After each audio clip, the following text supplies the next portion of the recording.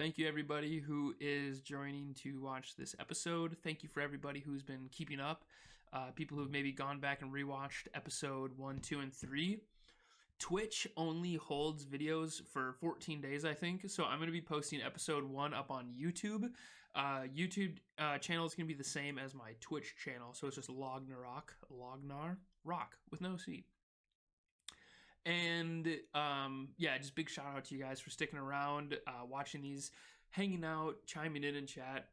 I want to give a huge shout out to the players of the campaign, because I DM, I write this stuff, I build these scenarios, I create all this lore because it's my escape. And honestly, it's a tremendous way to take a break from the real world, to open up my document on the internet, or to pull out a pen and paper and just start writing or to start drawing. And it's really great that these adventurers want to join and say, well, you know, Lognar's been making he's been making this world now, and he's got some things here. It'd be awesome to kind of go around and fuck shit up in his universe. So you know, big shout out to them too.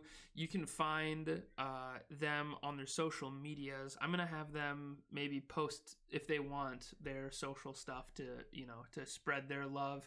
I know we've got a handful of creative folks that are in this party, so that's gonna be good.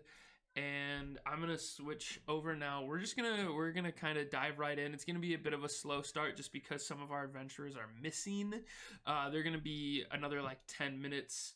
And I do have a little mini game that these current adventurers can get picked up on. So let's just go back to our room. Guys, you ready? Hello? Hello? Yo. And gals. Guys and gals? You plural, informal, non-gendered guys. How's it going? I resemble that. I'm learning Spanish right now, and it's just like, it's really fun. It's always like, you plural. Now you plural singular with one person. Plural singular. So while we're waiting for Erizo and Kevin, I'm sorry, Erizo and Peyo. I can't use half character names, half no. While we're waiting for Jose and Kevin, do you guys want to give have another crack at that riddle before they come in? Man. You got me stumped on that thing. You guys want to try it? I thought I knew and I didn't know. Yeah, so Eliard and Peyo dipped last time we did it, but maybe Tamir will be the fresh set of eyes. Okay. Let me switch the map over. And I think I did not put back the one. Okay, yeah, so there's a couple of platforms I have to put back.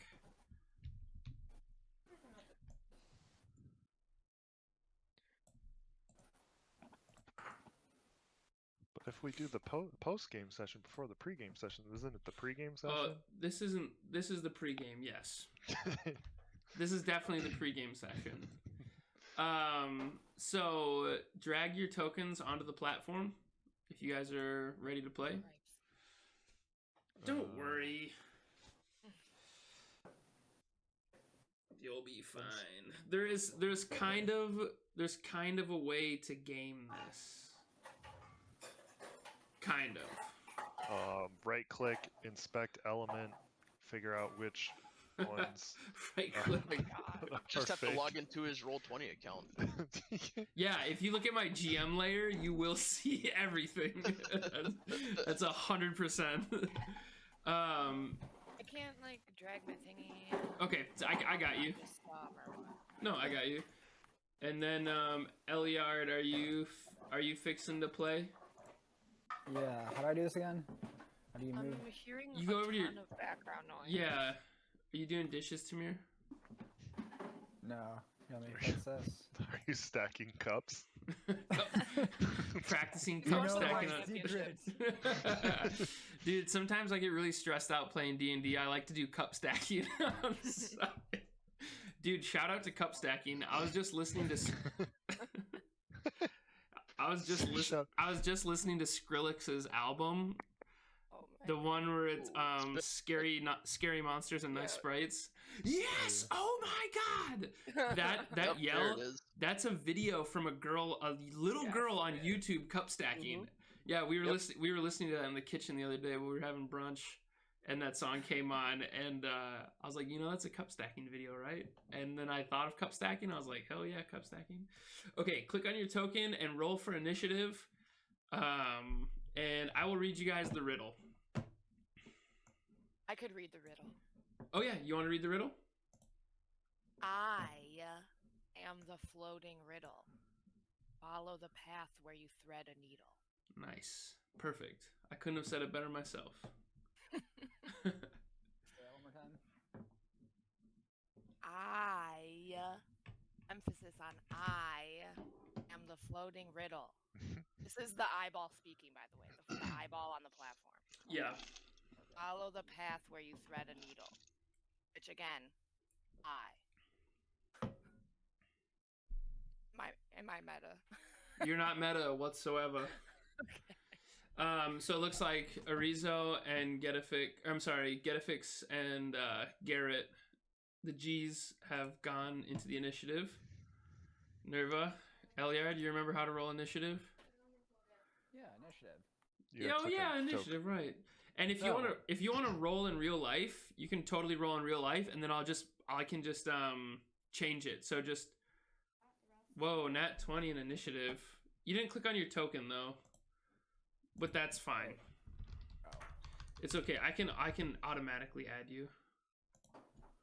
gotcha. Yeah, I can manually add you. You just don't get your fancy token, kid. Yeah, damn it. You just don't get your fancy token in there. Okay, so Eliard, it sucks because you're brand new and you guys can take a little bit of time in the beginning to talk. But if you step on you have to get to the platform that's on the other side of the map, if you can see where that's at, on the bottom right corner. You have to get to that other platform. If you step in the wrong spot, the platform will fall out below you. So you have to jump on the right path. And the eyeball, this eyeball right here, says, I am the floating riddle. Follow the path where you thread a needle. And you're up first. Are we allowed table talk? Yeah, absolutely. But there is a timer going, and the eyeball does activate at a certain time. You guys moved Alright. very quick last round, so you didn't get to see what happens. Alright, so I did write down the first 4 correct moves. Look at you. Look at the brains on Brett. Big brain, Oh man, always got one note up. Always have one note up. So it's up, Alright. up, up, right. Okay. So do I only get to move one square? One at a time, yeah. Yep, one at a time. Okay. So up. Well, They you all can. have to follow. Yeah. Or do we want to save time and just all follow the same path? Oh, okay. Getafix, you're up. And on the 4 square, you don't have to worry about acrobatics checks on a 4 square platform. So go ahead, Getafix. All right. So I can only come to here though. Like Yep. I can't move in front of. You can just move it for now. Like the two, it doesn't matter. Right. There are acrobatics checks on a single square platform. Yep. Anytime you occupy a single square platform, you have to make an acrobatics check.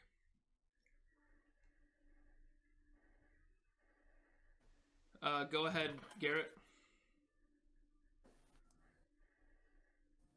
And so as far as it goes, like Eliard and Getafix, like you guys can choose either direction. Like you don't have to worry about, yeah.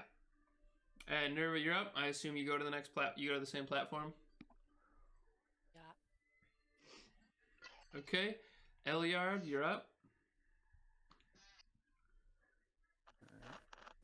Can I do that?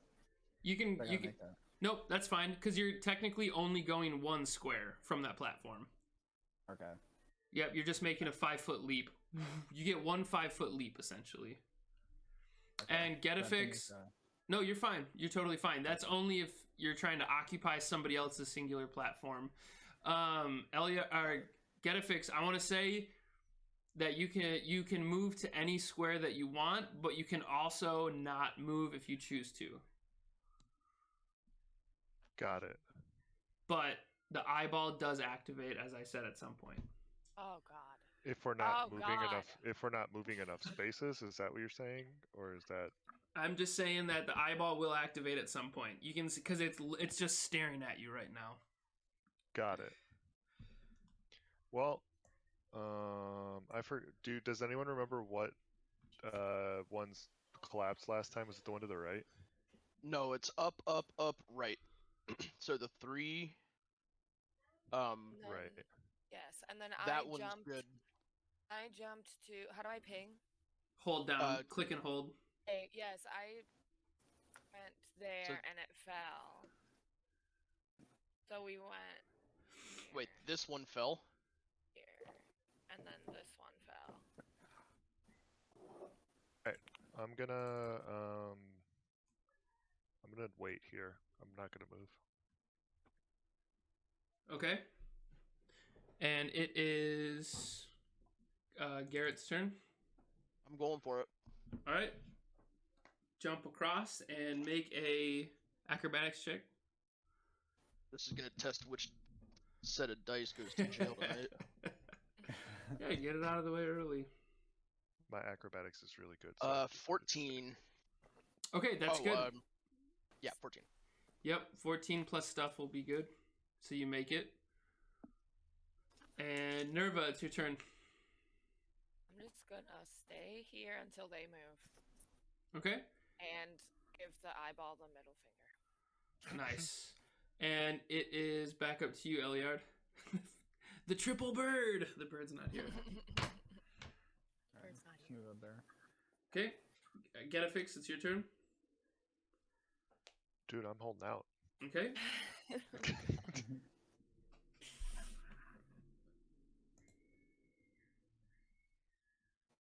Nerva, it's your turn. Oh, it's me. What Yeah, about no, Garrett? Okay. I'm sorry, Garett. Yeah, Garrett had Garett. to go. Whoops. Either way, I am gonna move. So. Eliard, you just fell into the Somebody's abyss. I don't know what happened there. Goodbye, That my was- love. I was moving you out of the way so I can move the token. All right, let's do it. Oh, jump, jump. 15. Sick. 15's a good one. That's good. Oh, that was loud. I should turn that noise off. Let's see here. And then Nerva occupied the space behind you. Oh, I jumped. Okay, cool. And you take that space there. The eye cube jumps onto this platform. Wow, and just releases this weird psychedelic loud thunder wave energy. Getafix, make an athletics check. Oh, I got one of those. Yep. As this wave just like tries to blow over you. Nice, and you're totally fine. You save it. So you Let's go. The eyeball is just like yes, oh my god. And back up to Eliard, it's your turn. So the fourth move we said work To the right. to the right. All right. I'm gonna jump to the right. Okay, and you're fine there. And it is not your turn yet, Garrett. It's Getafix's turn, but I see what you're doing. Just Oh, it is? Sorry. yeah, it's Getafix's turn. You can just stay there, though. I mean, technically, it's not really gonna interrupt gameplay. But Getafix, you're up. Well, shit, I kind of have to kind of try and move, huh? I'm gonna help you out since you're kind of new to D&D. You're Yeah. gonna have to either make an acrobatics check here or a strength check next turn. So you kind of Acrobatics check here. jumping or onto strength if you try check. and jump on a Nerva's platform, you'll have to make an acrobatics check. Got it. If you stay on the platform with the eyeball, you're gonna have to make a strength check. Well, then I'm staying. Yeah, because you're a little bit stronger than you are dexterous. Yeah, I'm a big Ah. old dude. Dude, big old dude. It's not even a word. Okay, and I jumped. Okay, cool. And then make another strength check as you're still standing there with the eye cube, and it's like, and as a sound. IQ. I'm sorry, the eyeball. Oh, and you the eye cube. and you jettison off and die. He falls Oh. off. Oh no! I didn't Yeah. land. I didn't land on that other. Oh wait, you're on platform the. over there. No, you didn't. You died. You melted on that other platform. Yeah. Wow, wow, wow, wow, joo, joo, joo, wow, wow, wow. Ah. Eliard, it's your turn. Alright, so this is the furthest we've gotten. Now we've Right, gotten to okay. this next platform, right? This one Well, went down I though, jumped didn't it? on that You're one. dead, and it died. Getafix. It killed me. Actually, wait, Oh, I I did, can't I jump. did, no, I did say last episode you can consult the dead because this is a dream. Hello, I'm dead. We Hello, are dead. from Liverpool. Alright, I'm gonna. We are from Liverpool. Just gonna move in front of Garett. Well, you can jump to, you can either hold on that, so you'd technically just be holding on that platform, since that's yeah, I'm one holding on the platform. Yeah, or you I'm can holding make on the another jump. platform. Okay, Garrett, it's I'm your turn.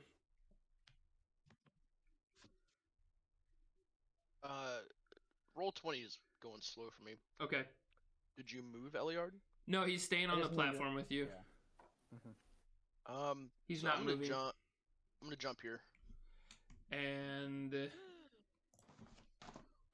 you fall, you sink right through the platform. The platform doesn't even drop. It's just an illusion. You sink right through it. I do have only gasped so much. I do have a question. Yeah. Is this like whole thing here, like these four and these four, is that all one? That's all platform? one platform. That's what I assumed, but I didn't. Yep. You know what assuming does. You know? Yep, absolutely. I mean, it's like you don't have to. I mean, you can figure it out. You'll figure it out. But yeah, I mean,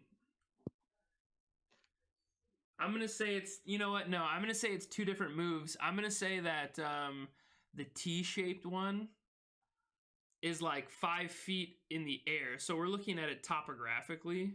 I tried making a little isometric by drawing like the stalactites on the bottom, but like it's floating like 5 feet above it. So your 5 foot leap that you have is like 5 feet straight up almost. You're like and jumping and climbing up to it. It's a change of elevation. But Eliard, you're up, dude. I'm gonna No, stay it's where my I am. turn. You're just Oh, gonna. yeah, nervous. Oh, it's Nerva. Your turn. My bad. Okay, you're fine there. Go. And the eyeball moves one closer. Okay. Eliard, it's your turn.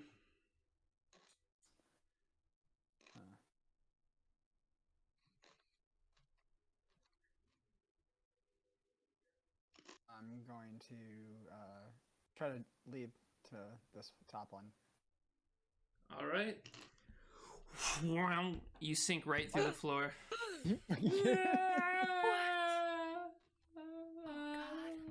As you disappear. And once again, Nerva's the last survivor. Here we go.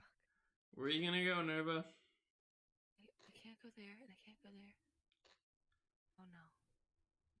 Where can you go? Can't go. Where can I go? If this is all connected, then I don't know. Maybe I could go back this way. I do it. I run across and I jump that way. Cool, and you make it. You clear that 5 foot diagonal. I mean, it's technically a little bit more than 5 feet since it's the hypotenuse, but I put noose. 5 squared plus 5 squared equals the square root of 5 squared is how long that is. Yeah, you're fine. You're fine. And the eye cube, the eyeball, is right behind you. Okay, here I go. You're good, and it's chasing you now. Oh god. It's hot on your tail. Oh. Okay, here I go. Oh, no, no, no, no, no. No, no, no. And it's chasing you. Oh god. Okay. You're going well. You're doing so good. I'm so scared. Yeah, don't panic. You're doing great. I feel like this is where I get fucked. Yeah, I think this is where you lost it last time, maybe. I can't remember. Wow, this is all new. It's like oh no. Okay, I'm going here. You're doing great. Oh, no, no, no. Okay. Okay, you're doing great. First of all, I'm just gonna step over here. Okay. Oh no. Okay. I'm gonna do something crazy. I'm gonna go all the way down here. You fall right through the floor. That was my guess. Anyways, back to the dirigible. Good job, guys. You got pretty far there. We'll figure it out one of these days. Maybe we'll try again at the end of the night. Maybe we won't. I don't know. We'll find out. Let's see here. So is everybody with us? Everybody in? Looks like it. We got everybody. Just sound off. If everybody's ready, we're just going to start here. And welcome to Birth of the Red Dragon. This is episode number 3. I am Lognarok. My name is Logan. I'm playing Lognarok, the Dungeon Master. And why don't we go to the healer of our party? Let's go to our healer. Who's our healer? That's me. Do you want to say your character's name and maybe something quick about your character class or who you are? My character name's Getafix. My name's Trent. I'm a druid. I'm a healer. I'm a furball, and I like to spread my gifts. Yeah, hell yeah, dude. And the unofficial, official favorite character of mine, but let's like the unofficial. I had to say it. And then now let's well, let's go to the let's go to our intellectual. We've got our healer, the person that's keeping the party alive, literally and figuratively. And now let's go to the intellectual of the campaign, the smart person in our group. I'm gonna assume Eliard's like, well, my name's Eliard. I'm gonna assume you're talking about Nerva, but yeah, you're our intellectualist. Okay. Nerva is a drow abjuration wizard. That's about it. Currently in possession of some spooky things, but spooky in like a zombie vampire way, or spooky in like a what way? Spooky in like a mysterious way that is powerful, but also just generally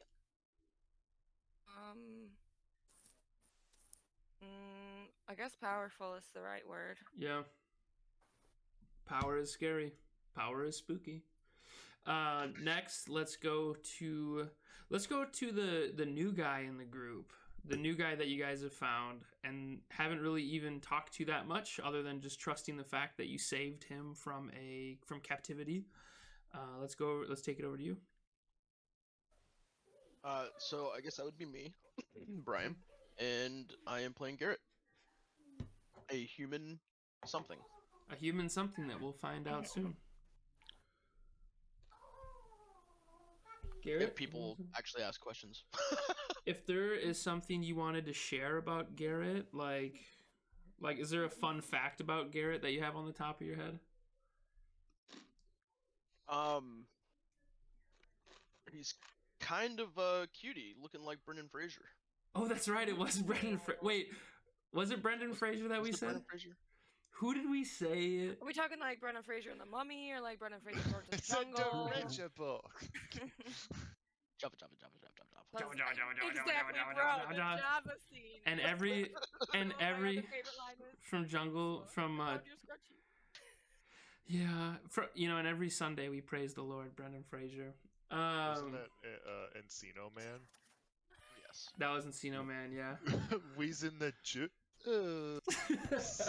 Always in the juice.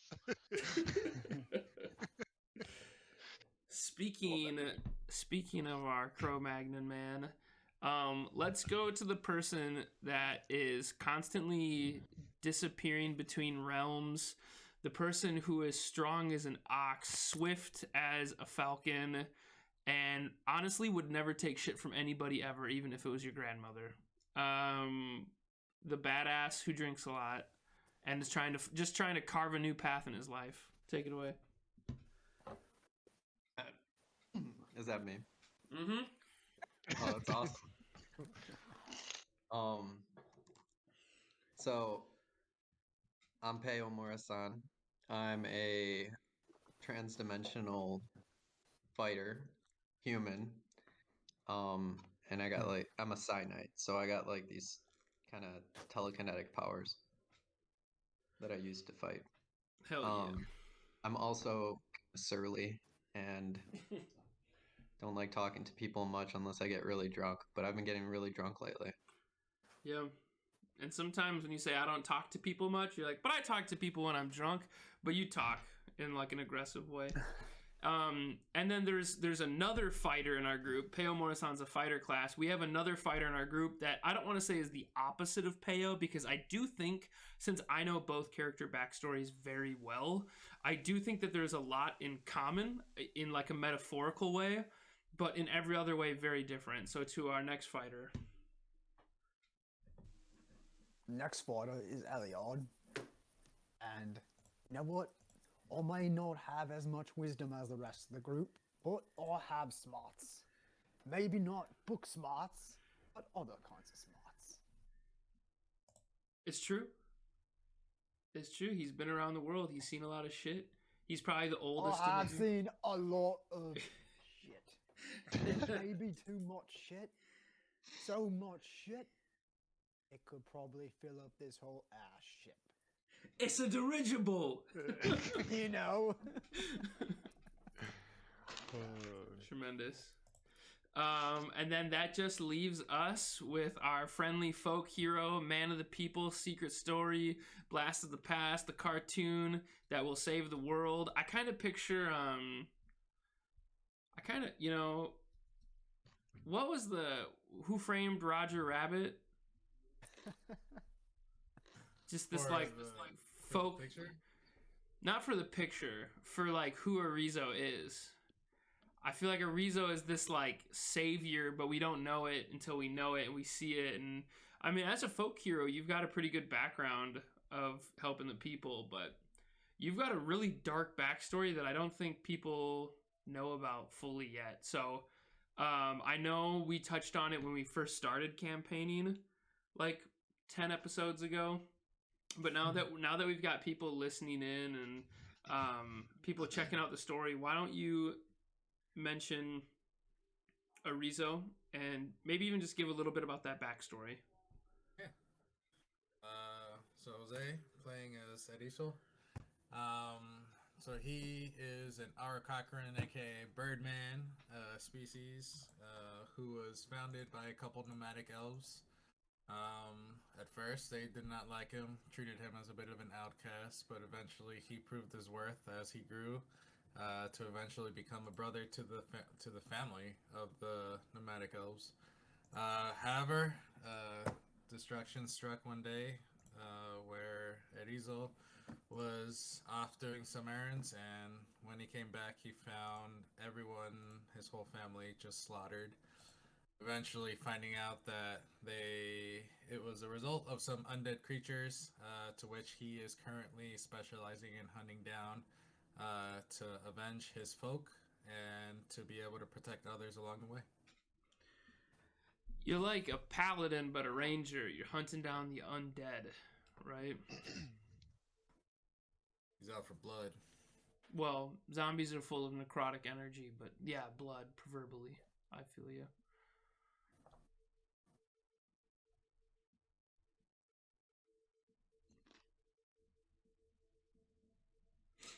Okay, so let me just scroll down to my notes here. I was too busy just like taking in the moment, the calm before the storm. Last episode, our adventurers managed to not only get out of a sticky situation with the local law enforcement, but manage to get aboard an Empire airship and secure passage back to Oxton.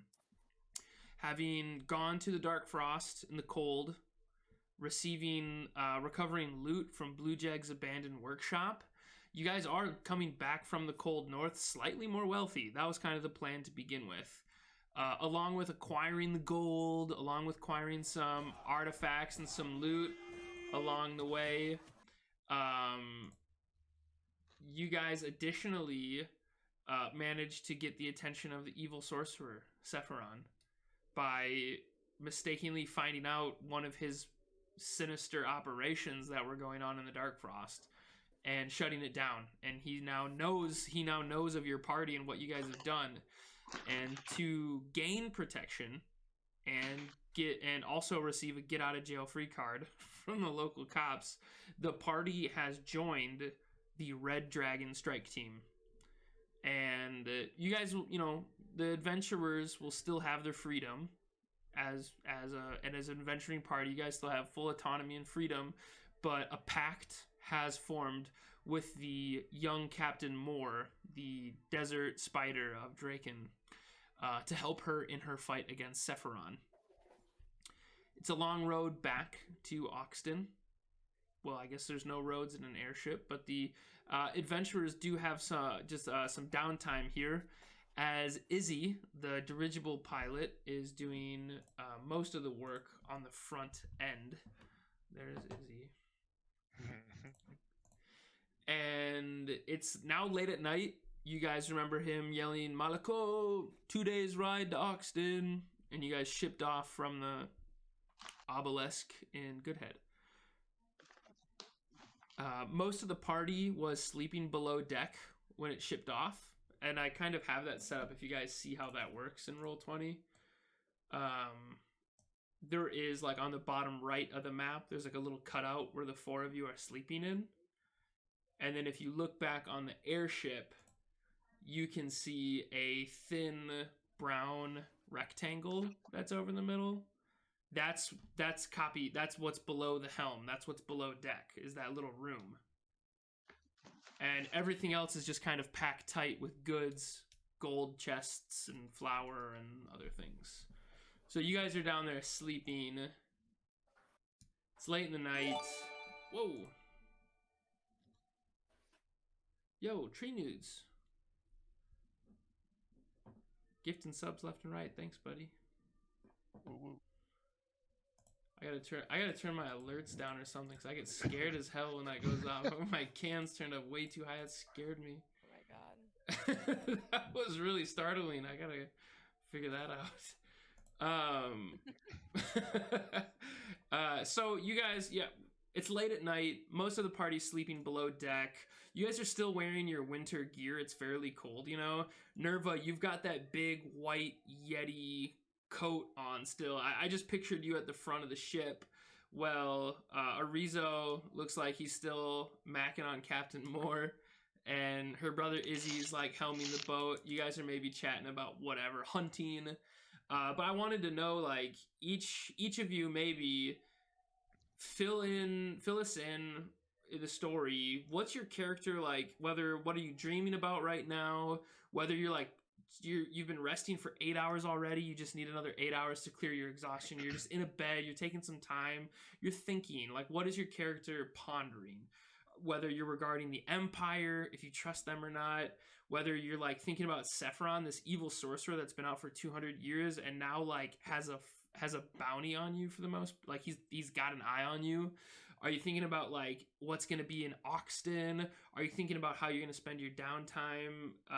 Let's just start off in the order that we started in. Getafix, what's kind of going through your mind right now at the bottom of the airship as you're in the sleeping area, laying on a cot, feet dangling off the bottom since you're like 8 feet tall? My feet aren't only dangling, my knees are bent and my feet are touching the floor. Nice. I would say I am currently just out. I had the exhaustion and I'm trying to catch back up on all of my rest. And as I do, I am maybe dreaming about the um, the great evil that I knows out there. That's where I'm.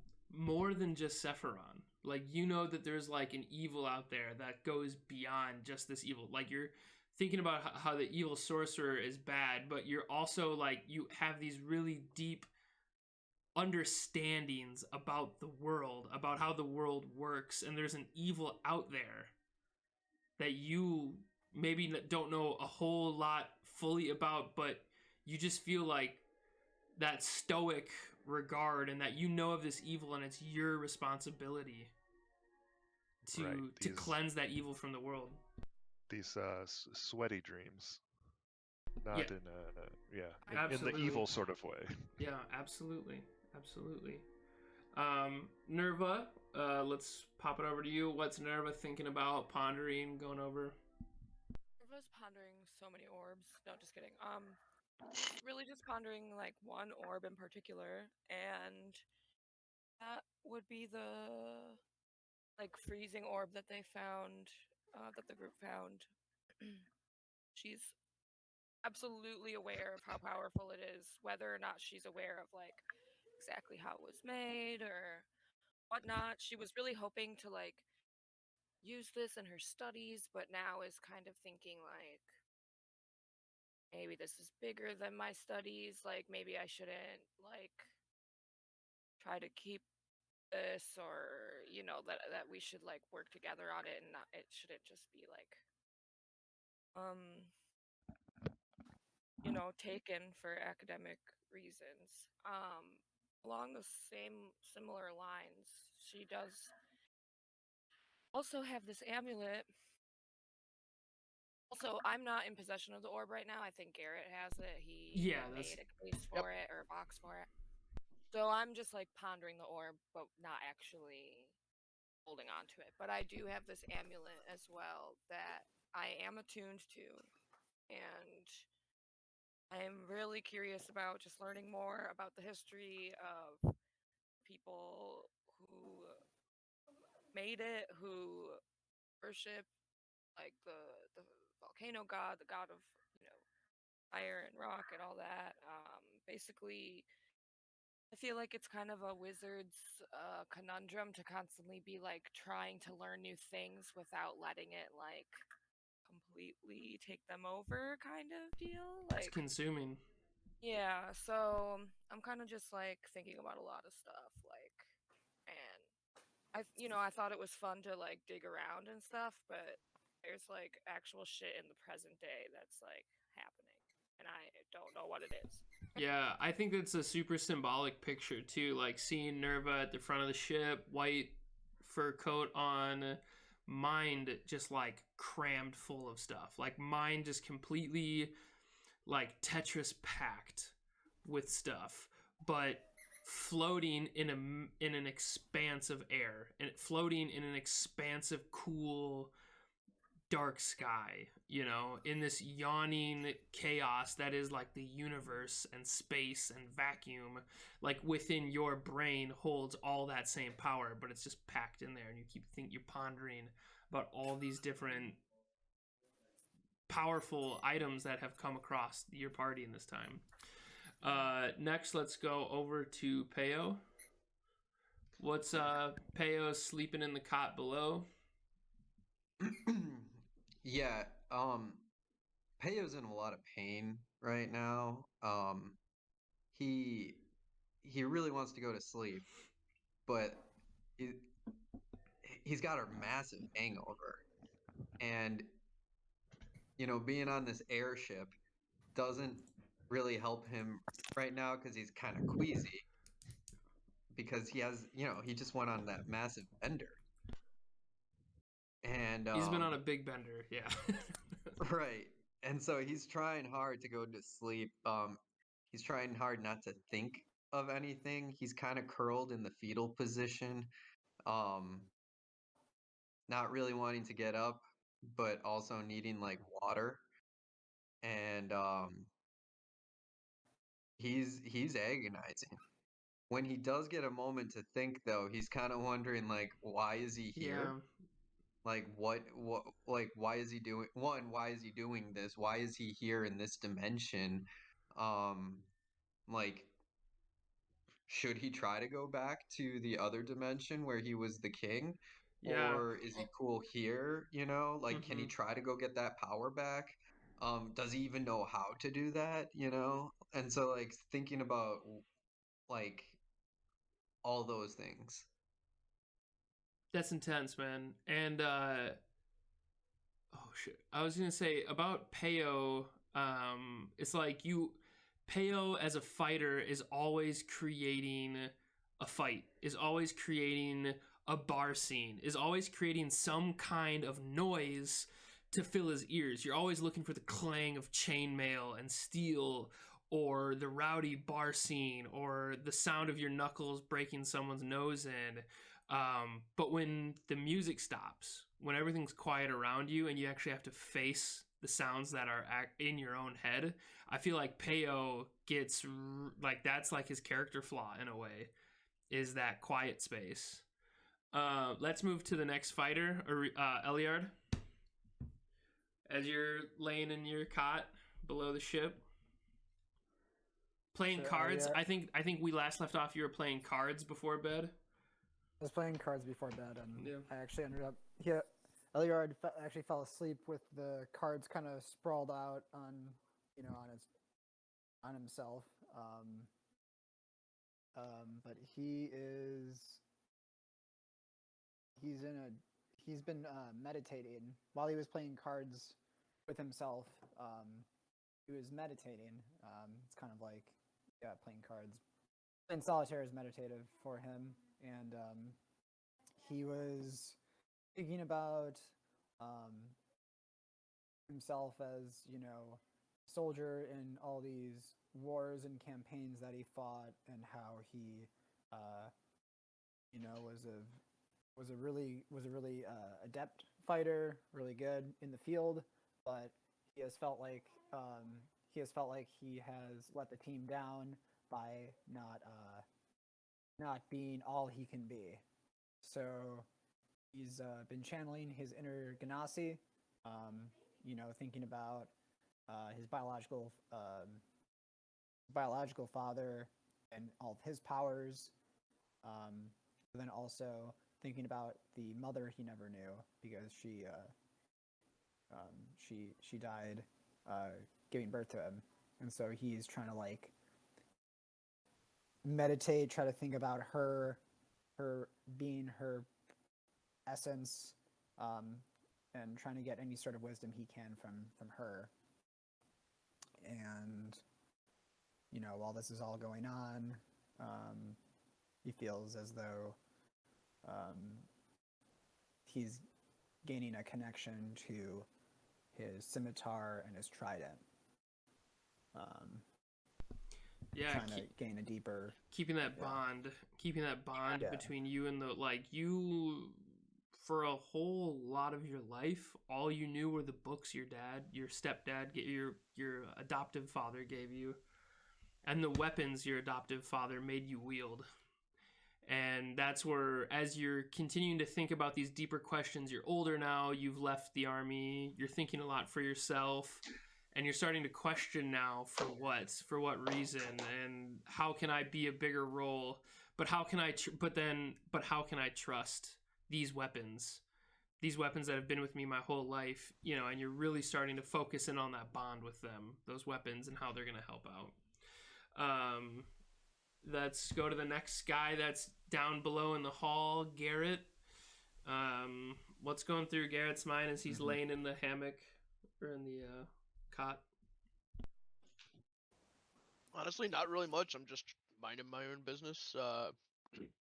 Got the orb in my pocket. It's got its casing around it. This little fusing case that was made during this rest. And I'm just hanging out. Not really talking to anyone. Cool. Just laying there. Just sleeping. You snoring? Do you snore? Yes. Nice. Slightly. Yes. Still snore? It's like a cute little snore. Yeah, it's like a little. God, that guy sounds comfortable. But yeah. Okay, Erizo, did you make it down deck? I mean, it's nighttime. You would have to sleep at some point. And in fact, Captain Moore has retired to her chamber as well. And then Izzy mans the helm and switches off with Captain Moore throughout the night. But Erizo, what's going through your mind, etc.? I'm ready for some sleep. So definitely as I'm making my way up down to a cot to a cot, I'm nervous. Definitely probably a bit scared of Sephiroth even. But definitely still looking at myself and pondering, I definitely have to take him down to continue being the hero that I seek to be. So I am seeking to make myself more worthy and stronger for myself, my friends, and everybody else that needs a hand. So hopefully with where we're going, I'll find some things or someone to be able to help me go down that route. Yeah, it kind of seems like you and Eliard maybe have seen some shit, whatever it might be. But like, I feel like you've already decided your path. Like, you know what you need to do, and like murking the undead is a big part of that. Or the people that got your family, your village. Yeah, definitely got that pondering back and forth in my head as well, and that's my ultimate goal. This is just another stepping stone toward that goal. Towards getting bigger and better. Yep. Okay. So. Oh gosh, those squares don't look good. Let me get rid of those quick.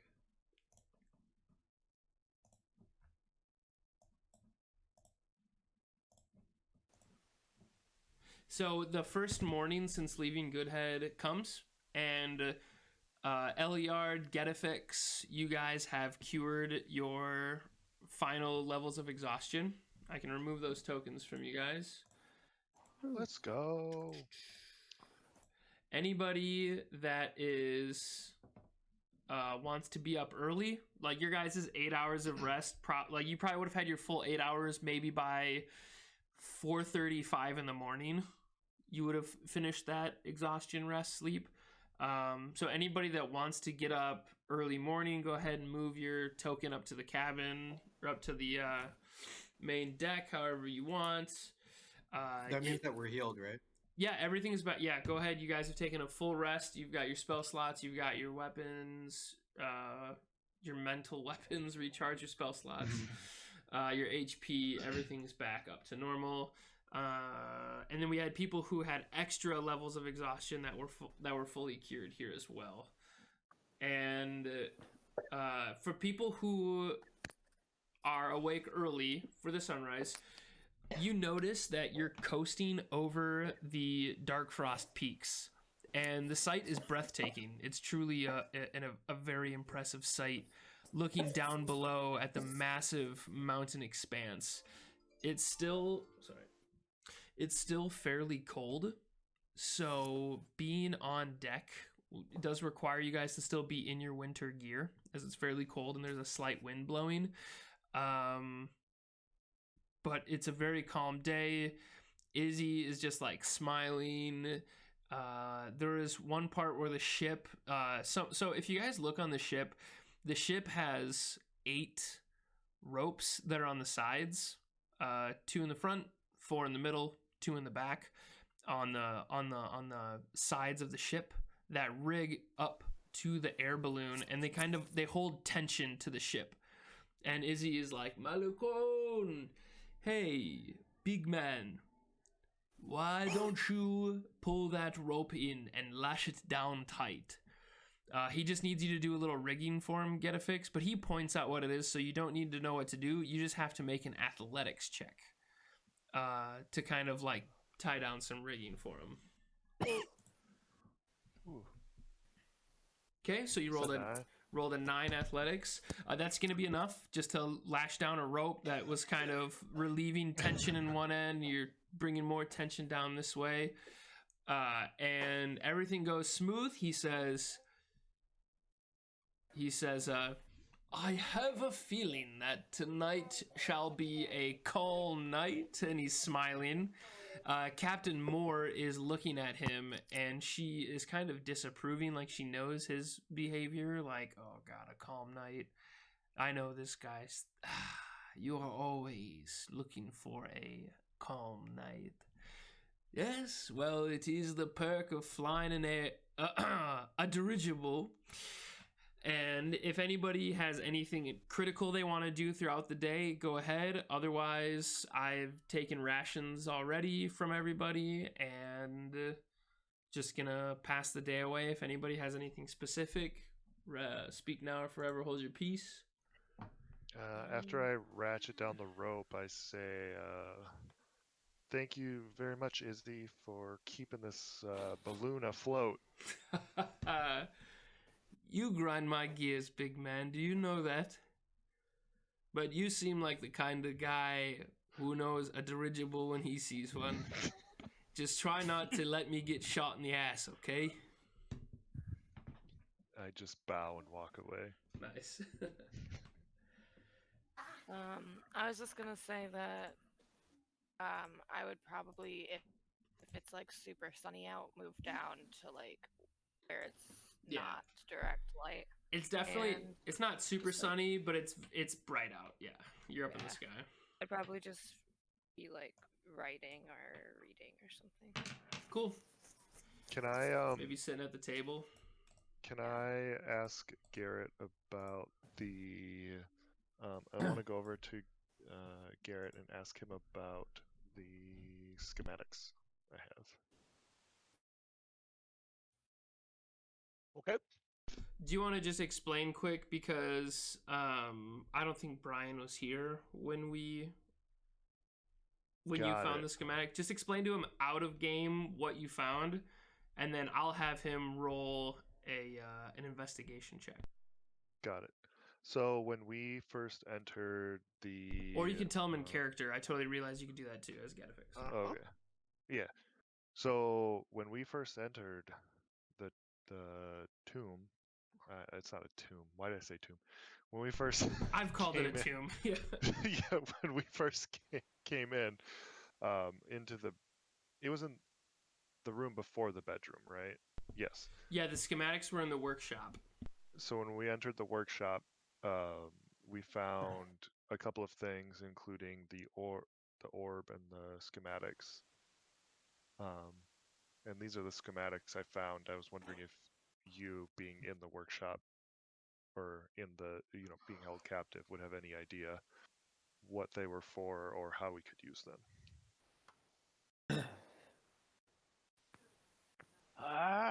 Yeah, I don't really know.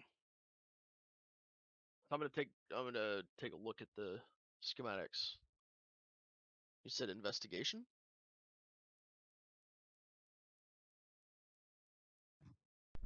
Yeah, it's gonna be an investigation check. 21. Ooh, all right. So you first recognize it as a hand crossbow. Like, it looks like a hand crossbow, but with a lot of metal. And upon further investigation, you see there's some kind of combustion chamber and specific dimensions for not only a projectile that is round and small, but a metal barrel that is attached to this combustion on the end. And for all intents and purposes, with a 21 investigation, you guys don't really know what a handgun is. They aren't really in this map, but it's like a blunderbuss, what the schematic is for. So you know it's some kind of combustion, some kind of projectile ranged weapon that's like, you'd pretty much want to call it a hand crossbow. but Oh. it combusts and shoots metal. Yeah, I remember this. This was something we were working on for a little while. It shoots things, you know. You know how you throw things, it goes. Yeah, it just throws things faster than you can. Deadly. Can it be used for good or evil? That's the one who pulls the trigger. That's the one who combusts the thing. That's the one behind the smoking barrel as you drag a cigarette. How easy would it be to follow these schematics? Do you know? It would take so Garett, it'd take a tinkerer of some kind. With smithing, you need smithing capabilities and tinkering capabilities. Artisan tools. Are there? Yeah, I mean, I could probably work on whipping this up for you. I'd need some items. Just a side note outside of like this, are there Yeah. certain like races that are better at tinkering than others and stuff? I mean, there are races that tend to be more inclined to tinkering. Dwarves, gnomes, elves are more like elves are more like artisans. Dwarves are going to be more like stone artisans. Gnomes are a little bit more tinkerers. But I mean, like humans also being humans and being good at various activities can also tinker. So there's a lot of people who could help out. You just need to find the right like artisan who can do it. But it seems like your companion Garett just mentioned that given the right components, he could take care of it. Yeah, no, I was just curious as like anybody can tinker. It's just that gnomes are typically better because they have tiny little hands, and and then like typical dwarves are good with stonework, elves are good with woodwork, and then humans can do all of it, just never as good as any of the three. Makes sense. And just also a little side note, if you remember what I had mentioned last time, that I went to that artificer's workshop to learn artificing, which is basically tinkering, magical tinkering. That's how he knew to get the orb in there. That's how he had that little bird rock thing that walked around. Little Rocky. And what would I need to provide to you to be able to work out these schematics? I'm gonna grab the schematics, put it real close to my face, and kind of eyeball left and right a little bit. Put it back at him, point at some of the writing here, and just hand it back to him. That right there. Yeah, and you see as you look down at the list, he's like, yeah, right here. You see there's a list of different metal components and wood components. It looks like it's about 70, 80 gold worth of components that you're going to need. Cool. Yeah. You're Various smart man. wood and metal. Yep. And I slap him on the back with my big hand.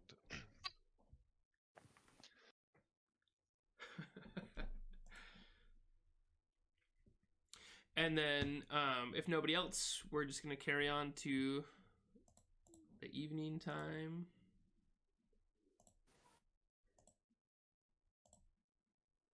Oh yeah, no, Peyo is he's still not feeling good, but he's getting up every once in a while Yeah. to get water and stuff. And Nice. at one point he did vomit over the side of the air balloon. It's a dirigible.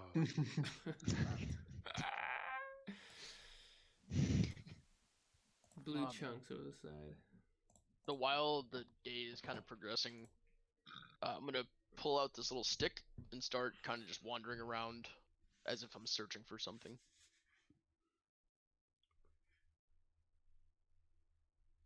Do you know the movie? And I don't mean to offend you, but do you know the movie? Hey, Kat, what's that movie that we watched about Atlantis? Atlantis. the mole. It's like the Oh man. the guy. Yeah. Like I just feel like you're walking around the airship now, holding a stick, just looking at everything all weird, like just kind of like poking your nose around. I pictured like a dowsing rod, like he's just like walking around trying Kind to find of. water. Yeah. That's what I mean, was thinking. not necessarily holding it out in front of me, it's just in my hand. Yeah. Okay. But you guys recognize that I just pull a stick out of my coat and I have it in my hand. And now you're just walking around with it. Yeah. Yeah, so is that a little too general, or do you want me to get more specific at what I'm looking at? I have no idea what you're looking for. I'm just poking around looking to see if I can find anything interesting. Oh, Like throughout the day, I'm just kind of wandering around the ship, yeah. almost as if I'm like inspecting the craft of the ship, but really looking for something interesting. Yeah, so the balloon. Well, do you want to make a skill check? You can tell the balloon is the most interesting thing because like what's it filled with? You're looking around and as you look up and you see this massive like thick fabric balloon and it looks like it's bulging in some areas as it's lightly just drifting over. Make an investigation check. Not 20. Hell So yeah. it'd be 25. 25 investigation check.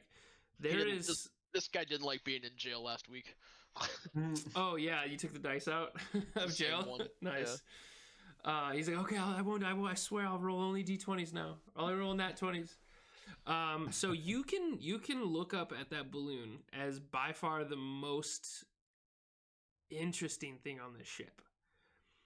The balloon has a living creature inside of it.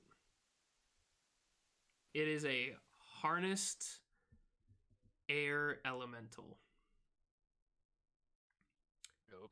The magic, yeah. So a magical air elemental, maybe from a different plane, maybe from an actual plane, like the Great Plains of the Central U.S. Whether a plane here on Aurum or an actual like distant, airy, vacant plane, but somewhere this air elemental was harnessed and now put into captivity inside of that balloon, and is what steers the ship. Peyo, you do not know any of this, so hearing that something is captive in a balloon, you do not feel the urge to poke it and open it. Just so you know, you have no idea that there's enslaved air elemental in there. I just need to say that you had no idea that it's in there.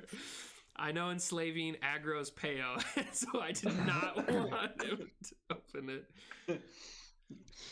I just remember running into that place and you're like, you got no chill. Yeah, I was like, you know what? That's my fault. I put people chained down on beds. That's my bad.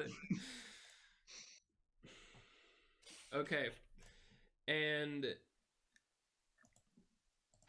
let's see here. It's now nighttime.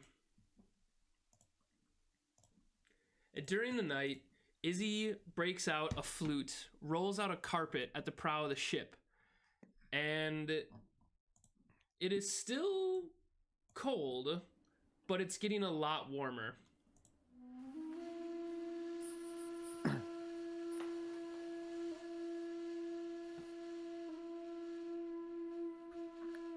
Was he like playing or He's playing his flute.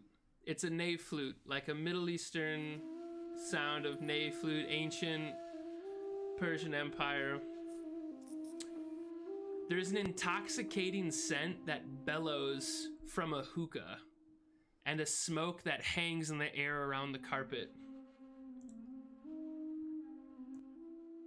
And Izzy says, still nights, like I had suggested. As the falcon sleeps, the dove will sing in his oasis. Please join me on the magical carpet ride. And he's got a hookah rolling and he's playing a flute, and anybody that wants to join him can go out to the magical carpet. Let's So go. I'm gonna kind of slowly saunter over and pull out my stick and poke it. Poke the carpet? Yeah. It's not actual magic.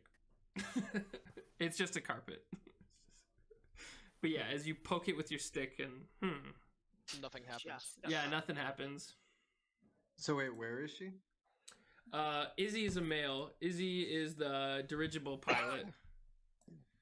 And they're all Okay. on the carpet. Peyo comes up and he pulls out his dulcimer. Ooh, okay. Like he's feeling a little bit better, but he's still a little green. But he's okay. And if you remember, you broke your dulcimer while you were drunk at the tavern last, and Getafix mended it. Yep. You've retuned it. Why don't you give us another performance check and see how your dulcimer sounds this time? better than last time. Yeah, you rolled a 9. It's a lot better than the nat one you rolled, so it's a little. You're just taking it slow, right? Yeah, but I'm trying to like slightly improvise on it, but I'm making a few questionable choices in music. Very good. And Izzy's playing his flute with you as you guys are kind of just playing around on the music, and you guys are enjoying the hookah that he has. The calm nights where the falcon rests, a dove will sing in his oasis. You said there's a hookah? Yeah, in the middle. I also I want to pull out my shrunken head and let him get a little Give a puff at the hookah. Give a little puff to your Like shrunken head. I hold him by like the hair. Yeah. Like, And it opens up its mouth and receives the hookah. What the what? Nerva is Nerva is like blowing smoke out and like passes the hookah to The little head? Getafix, and then he like passes it to his head, and I'm like, what the fuck? Peyo sees this and he just kind of smiles and nods his head with the music and like looks back and gives you guys a coy smile. Like that gif of that guy like nodding like. Yeah. Right. Yes. And after smoking, the stars around the airship become swirls as the nighttime sky bleeds into an ecstasy to the center of your soul. And you guys are having this euphoric carpet ride. And for the first time in a long time, it feels everything is calm. And all of you feel at place. I will say Eliard does not partake in the hookah. But you sit at the carpet? Garett does not either. I'm kind of standing, leaning up. Is there anything I can kind of like lean up against? Yeah, definitely. So behind you, there's a thick wood berm, that beam that goes straight up, and that builds and that holds the frame. So there's a big galleon pirate ship, essentially, is a galleon ship, and there's a wooden frame, 4 wooden beams that go straight up and have a wood frame, and it kind of makes a basket for this large balloon. And then there are ropes that are holding the balloon down, keeping the tension to help with steering. So you can definitely go back and lean up against the beam. Can we say I have a little? I have a pipe with some tobacco. I kind of say Absolutely. Special occasions, and I just light it with my fingers. Yeah, I mean, taking the soldier background and just taking a deck of cards, I think you could totally have a pipe of tobacco to go along. And you see Getafix just like laying on his back, just being Getafix, like holding his shrunken head and just seeing the whole scene. And same thing with you, Garett, just sitting back, not partaking. But yeah, everybody else is, even Captain Moore. Like, even Captain Moore is, like, indulging in this. And you look at... And Eliard, make a... let me see here. Make a... Make a medicine check.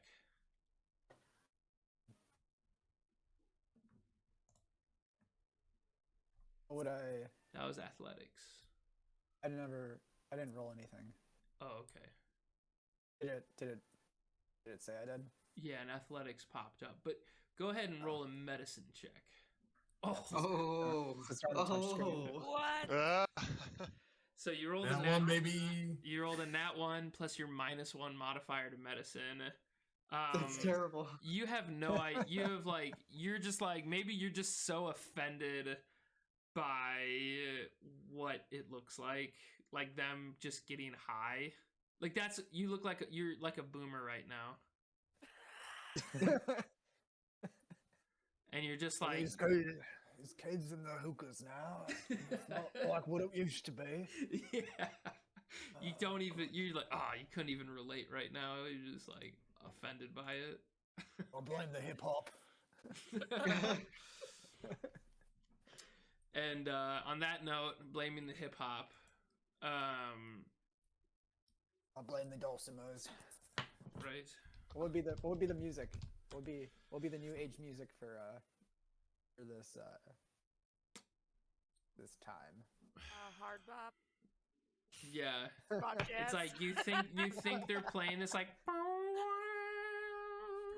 flute, like dulcimer, but instead it's like maybe just like MIA when she's doing the live fast, die well, bad bitches do it well, and that's like actually what's playing.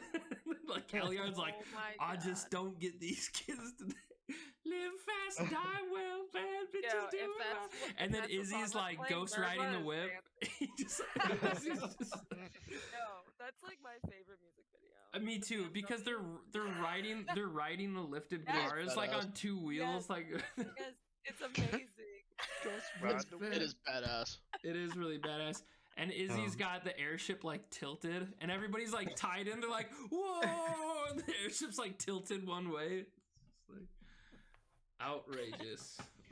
It is outrageous. That cannot be canon.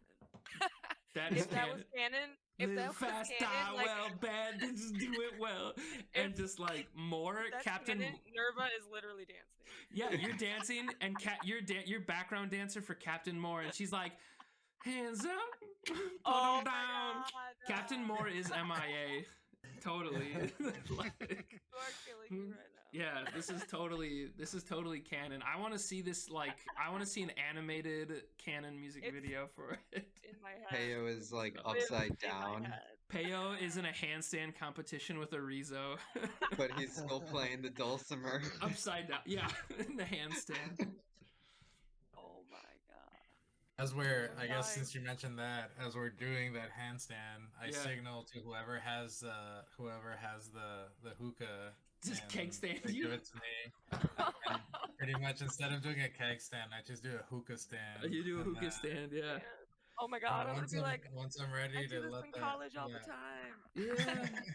And Izzy is like driving he's at the helm of the dirigible, and Getafix walks up and hangs the shrunken head like a pair of dice in the mirror.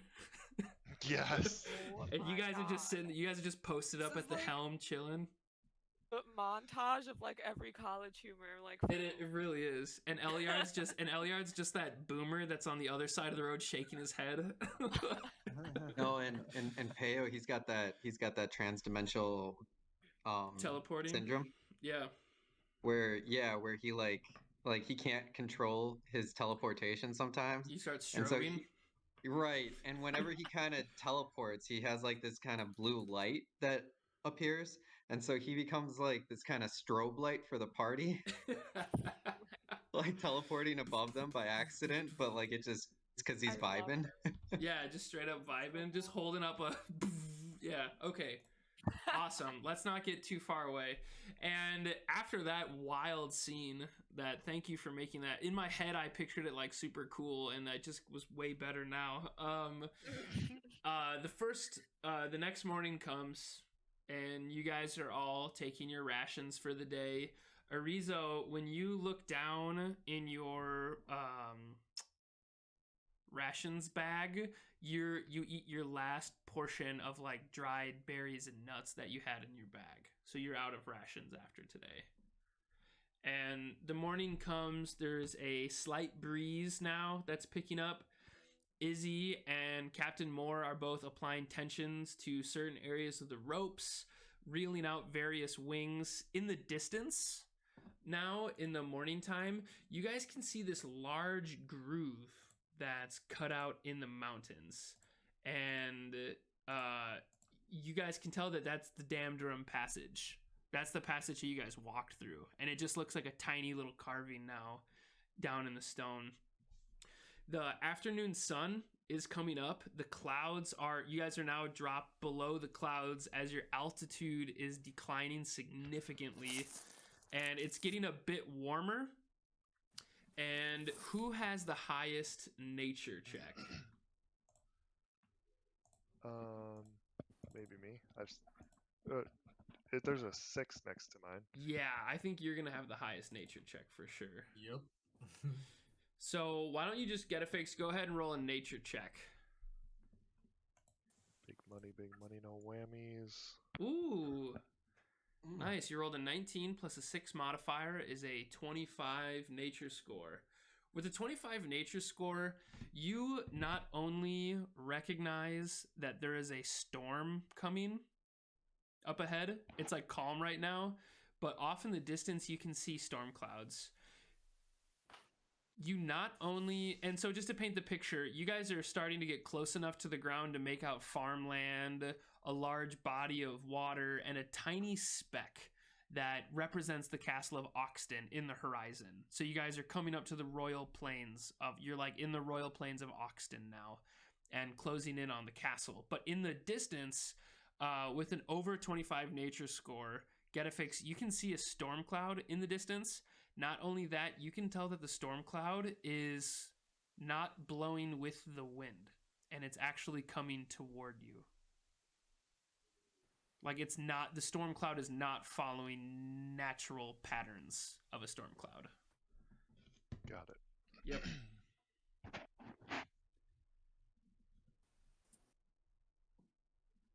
And you guys can move your characters back to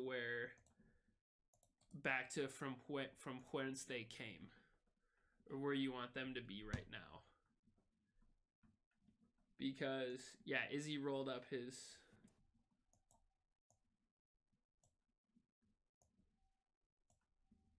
Okay, and so Getafix, yeah, now knowing what you know about that storm, and like fucking bloody good roll, man. You see that storm and it's like coming right for you. Like what? Like how does Getafix react to that? I think you can definitely, like, not that anyone's watching me. I'm at, because I noticed it while I'm at the front of the ship, right? Sure, you can be at the front of the ship when you mention it. Okay. When so you see like it. I like notice it, and I think if anyone was looking at me, they would see kind of like that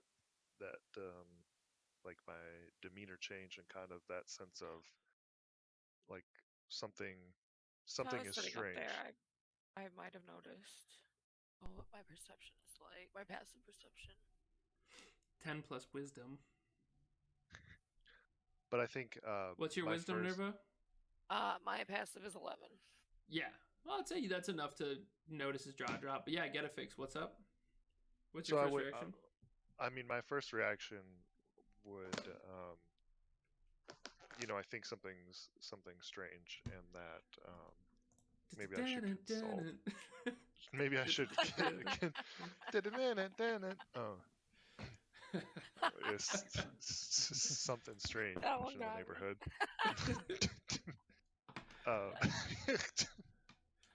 Okay. So you notice there's something strange? Yeah, and I think like maybe I should share my concerns with one of the intellectuals in our group. Cool. And you turn over your shoulder and you see Nerva with your jaw kind of dropping, and Nerva sees you. I would be like sitting there, maybe cross-legged, just like either just like looking out absentmindedly or like reading something. So I would like, I don't know, kind of look at him. And when Nerva looks up, I just say, like, without any context or anything, I just say something to the effect of, like, storms normally come in from the west, This one's heading straight for us. Okay, and I stand up and I look at the storm that is coming toward us. And you can just tell that it looks like there's a storm in the sky. Yeah. You don't know the weather patterns like Getafix does, Yeah. you know? You can just I see would- that it's a big storm coming. I would just kind of be like loudly, and hope that someone hears me. The next person behind you would be Eliard, still leaning now. Like there's a worn in the beam that holds up the airship frame. There's like a worn groove now where Eliard's just been leaning for 2 days, smoking his pipe. And Eliard, now you notice Nerva notice Getafix. Getafix talk to Nerva, and then Nerva go, and you hear that. Eliard, how do you react? As well. Yeah, we're all Kind of looking out. I know. I'm like pointing frantically, but I like can't get the words out. You know, I'm just like, it's and I'm like pointing.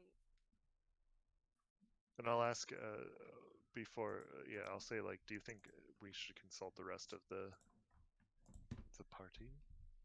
Yeah. Yeah, I'm just like looking toward the back of the ship to see if like anyone else is seeing it or. Well, out with it. What do you see? I'm gonna be like, Captain, look up. And you yell that to Captain Moore. Yes.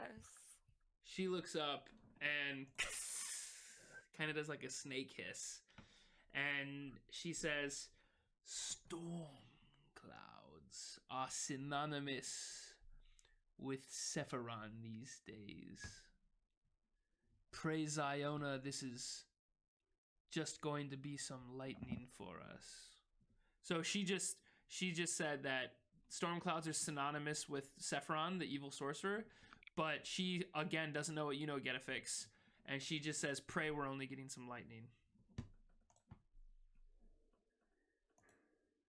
I'm gonna all of a sudden get a shocked look on my face and rush around to each one of the posts and ropes that are holding down the balloon Yeah. and just check to make sure that they are secure with the storm coming in. Okay. As if I don't want to fall out of the sky and lose the balloon. I don't want the balloon to pop. I want everything fixed as it should be. Okay. Just looking at the ropes, you can tell they're secured. You can definitely I'm running between each one of them and like with my hands looking at them and inspecting checking all the them and, knots and making I'm sure. just double checking everything is good because Yeah. it would be a shame if this balloon popped. And Izzy looks at you and he goes, he says, "My friend, I must assure you no storm could shake these nuts. I've tied them myself for the last 20 years, and not a single knot goes undone on this dirigible." And he blows a kiss up to the balloon. Nerva, like, I'm just gonna looks stand there over at wide-eyed. everyone. Yeah. Garett, while you are inspecting the knots on the ship, I want you to make a perception check.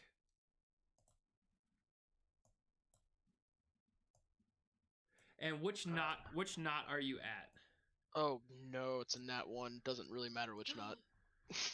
I'm gonna say But that one. just for the sake of the map, which knot are you at? Okay. So yep, you definitely are just like inspecting the knot, freaking out maybe why you don't catch this. But right above you, on the ropes, as you're tying the knots. Oh, hold on a second.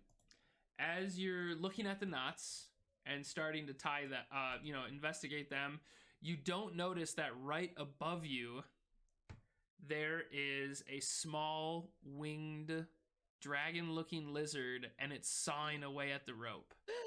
And cuts one of the ropes right above you. And as it cuts the rope, let me just do this. Oh no. As it cuts the rope, this little goblin, this nasty looking like little goblin thing, jumps up onto the ship, and the kobolds, the winged little monsters that are on the ropes, all have their own wings, but this little goblin has its own artificial wings made, and it's holding a scimitar, a small scimitar in one hand, and it's holding this big candlestick in the other hand, and it goes, Saffron sends his regards. And then another kobold that's over on a rope on the farther end gets his dagger out and cuts another lashing on the ship. And I want you guys to all click on your token and roll for initiative. And after we roll for initiatives, we'll take a quick break. Okay, I was just gonna say. Perfect. Break right before combat. Initiative is the wheel, right? First, you want to click on your token, and then you want to click on the little. It says INT, and it's in a little. It's not intelligence. It's a little D20 dice that's up on the corner of the sheet. Why is it not like? Mine just says initiative. It was You a can. big square one. Oh yeah, I'm looking at a different sheet right now. I'm looking at a kobold sheet. Am I? It's right next to your armor class, the shield. I rolled. I'll BRB. Okay, Yep, I got a P. come back at 8. Let's say 8:43. Just a 10-minute. Perfect. Sounds good. 10 minutes is perfect. Do you still need some help, Tamir? Yeah. Okay. Let's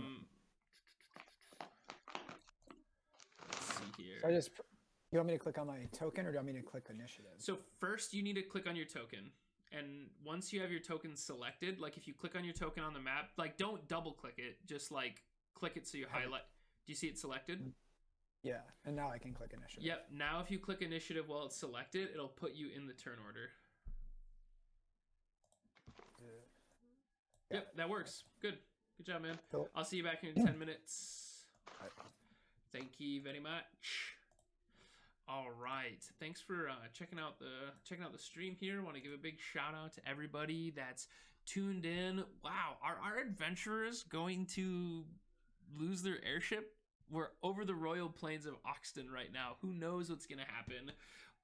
There's a whole lot in the makings, but we're gonna take a quick sonic break and listen to Cullah music for just less than 10 minutes here, and we will be right back.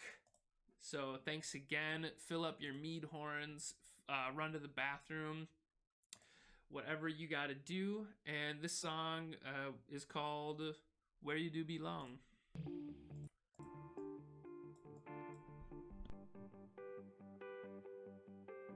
And so there came a point in our evolution when we didn't guide life by distrusting our instincts,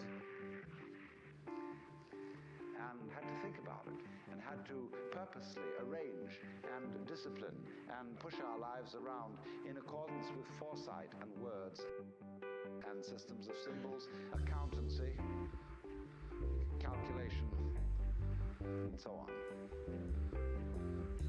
And then we worry. Once you start thinking about things, you worry as to whether you've thought enough.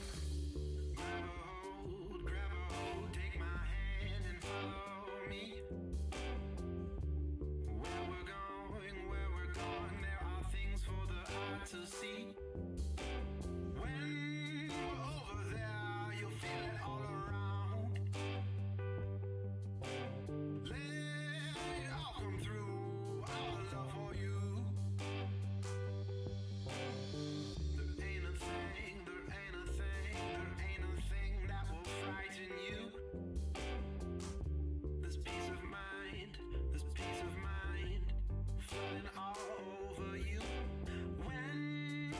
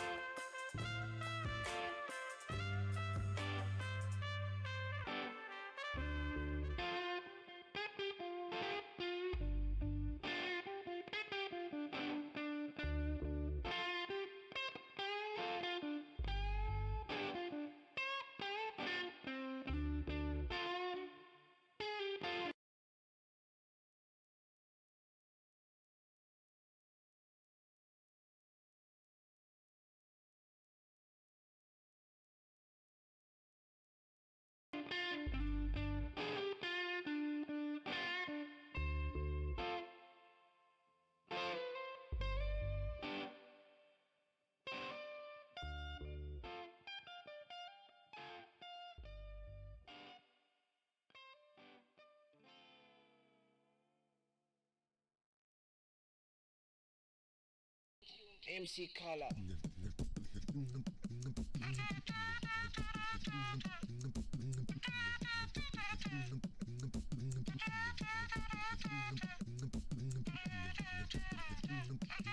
Oh, everybody loves the Rocket Man.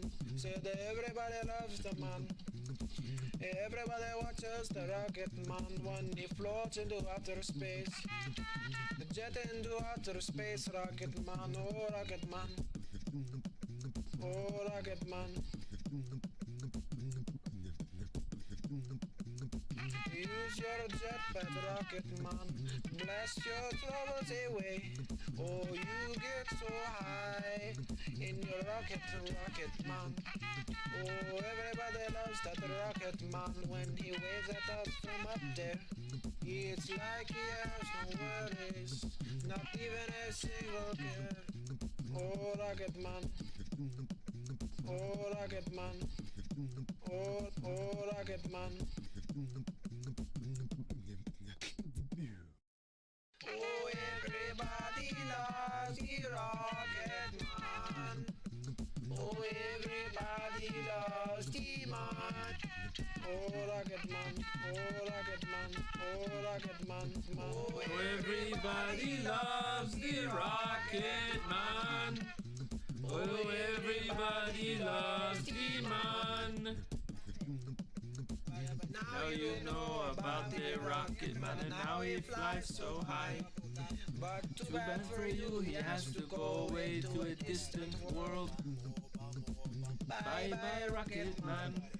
good flying Into you soon. I hope you meet some rocket women in outer Somebody. space. This is To the end of the Rocket Man song.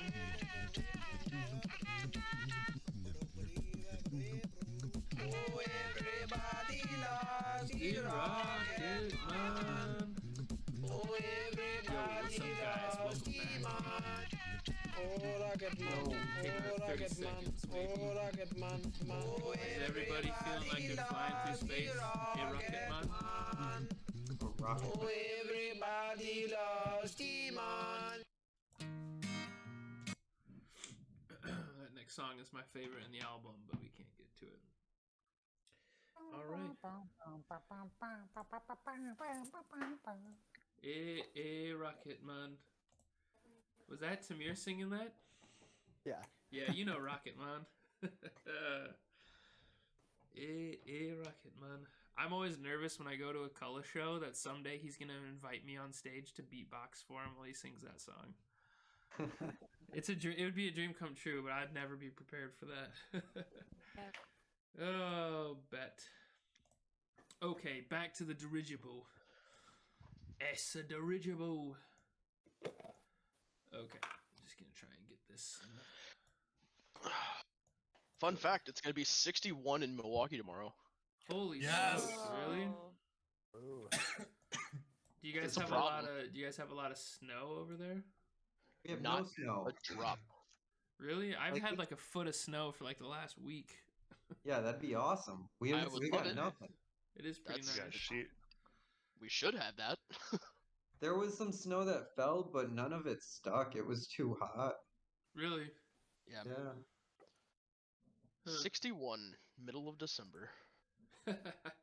Yeah, that's pretty outrageous. That's like 20 degrees Celsius for our UK listeners. Okay, so In we're the upper Are Midwest. there any UK For, yeah, actually, Creative Rat in all capitals. He's in the stream a lot. He lives in Germany. Oh, nice. Yeah, he's a night owl. He's up at like 4 a.m. on the stream sometimes. He's a big fan of my cat Murdoch, and since I currently am working towards getting a webcam, I don't have a webcam right now. I think Creative Rat's taking a break. He's gonna come back once I get a webcam so you can see Murdoch. I think he's the thing. Aw. Yeah, you can spend Trinity points to give Murdoch a treat, and Creative Rat just like dumped channel points all over Murdoch back in the days. Okay, so let's get back into this. We're in combat. Erizo, you're up first, my dude. Yes. Question. Yeah, man. And From where I am I able to hit this guy? Oh, sorry. Hold on. Give me a sec. This guy. Yes, you are able to, because there's the only thing covering your sight is the helm. You're just trying to hit him with your bow, right? Yes, sir. Yeah, that's a clean line of sight. You can shoot right over the helm. All right, sweet. But first, what I'm gonna do? You gonna is take a I'm selfie? That's what I was gonna ask him. Yes, I am. Sort of like that. Gonna cast this as a bonus action, and Okay. then I'm gonna roll for. So, when you say this, for the people in Radio Land, like some people who are not looking at the chat, you want to just like say what you're casting, what it looks like, and describe what happens? Oops. Yeah, I'm That's new okay. to this. No, it's okay.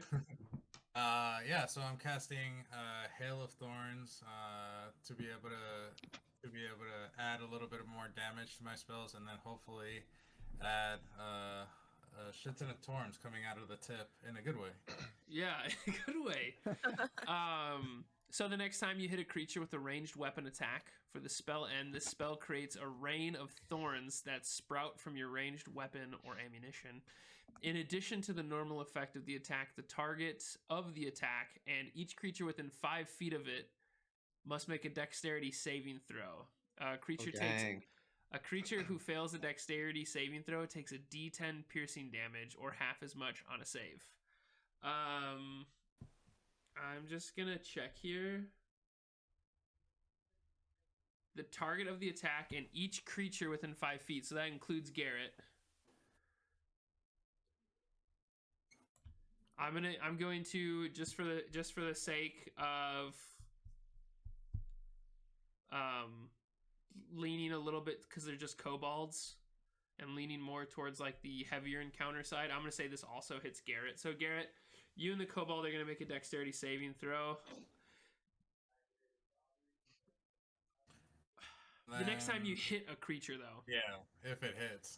In addition to the normal hit of the attack. Okay, so make your bow attack first. I was just checking that quick to see. That is 17 plus 9, so 26. Ooh, yeah, that definitely hits.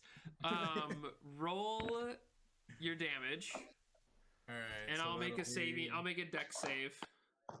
That'll be a 1d8. That's 5 Oof. for damage. Okay. And then the 1d10. Yeah, so it failed. It rolled an 8 total. And Garett, make a dex save as well.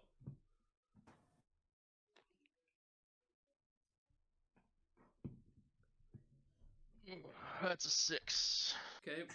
So you and the kobold will each take this damage. What does the D10 say for thorns? 5. Okay, so 5 damage to you, Garett. This kobold takes a total of 10 damage, right? There, Garett. And so yeah, as you shoot your short bow, and the arrow hits in the kobold, it just like, and thorns just like pierce out of the kobold itself, and the kobold is still alive but mortally wounded. It's mortal now. It is so there's a bloody token, and then I'm gonna add the skull for mortal as well for tokens or icons on the token. And that'll be your turn. Okay, Yes, Eliard, you're up. Right. How far can we move? Like, So it's like a 5-foot drop to get to the main deck. Do you see how you're kind of on an upper deck? totally. They'd use the stairs to go to. So if you wanted to like walk off the deck, it would take about all your movement to get to like right about here. No, I'm just gonna jump. I mean, it's 5 feet. Yeah. Hopefully, Yeah, I don't so break my you legs. won't break your legs at all. Not 0. All right, so I'm going to jump over here. I'll jump and then move this way. And I'm going to I'm gonna whip my scimitar at this guy in front of me. Which one? The one that's like beaten up? The one that's the one that's directly like in like across from me. Okay, do you want to move all the way to him? Because you can run up to him and hit him. You have the movement speed, but if you want to, you cannot throw a scimitar like you would a throwing dagger. Oh no, sorry, not a scimitar. I meant you know what, I'm gonna run up to him and use my scimitar. I was thinking Okay. trident, but I actually right. I want to use my scimitar. Okay, yeah, I was like, you can't. I was like, you can try and throw. I was like, I don't. I wasn't prepared for that. All right, I suppose. Oh, can go through my scimitar. It does. If you wanted to, thought it had if you wanted wings. to spend downtime learning how to throw a scimitar for combat purposes, I'd let you take like the time to do that. But we'll talk about that later. Go ahead and make Okay. your scimitar attack. All right. Oh, what would I need to roll? Because I have my dice with me. Oh yeah, great. So how your Tell. scimitar attack works? You first need to recognize that you use your scimitar using your dexterity modifier. So you would get your dexterity modifier, which is a +3. And then because you're level 5, you would use your proficiency bonus, which is also a 3. So you get a +6. So to see if you can effectively, to see how proficient you are, to see how well you can swing the scimitar and hit this kobold, you'll roll a d20 and you'll add 6. And you're going to try and break the kobold's armor class with that number. So you're gonna roll a 7. So it's my d20 plus the 6. Yep, you're going to roll a d20 plus your dexterity modifier plus your proficiency, which is a 6.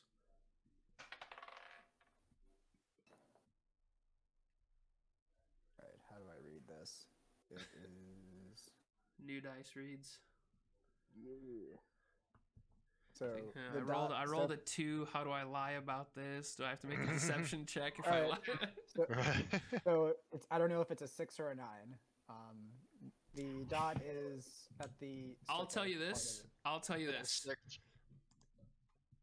So it's 12. Yes, a 12 hits. Okay. A 12 is just enough to hit.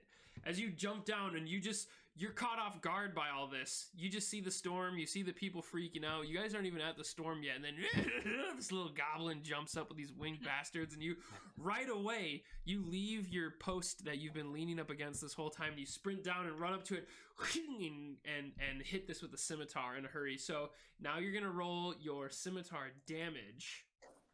And the damage of the scimitar is a d6, but you're gonna add your dexterity modifier because the your dexterity is added to your damage because you're nimble enough with it to get it in the right spot, right? Because you're trying to like maybe miss one of the arrow shaft thorns that are sticking out. So you're gonna roll a d6 plus 3. Okay. How much damage did you do to it? 7. Nice. And that is enough to just destroy that kobold entirely. Ew. Yep. So you got a kill there. Just the poor kobold that was dead and dying. And now up in the turn order, it looks like it is now the Goblin Sky Commando's turn.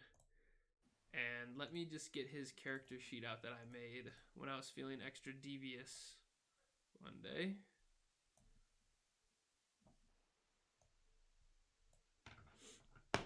Okay, so he's going to run over to you, Garett. And he's going to make a scimitar attack on you. And 10 doesn't hit you, I imagine.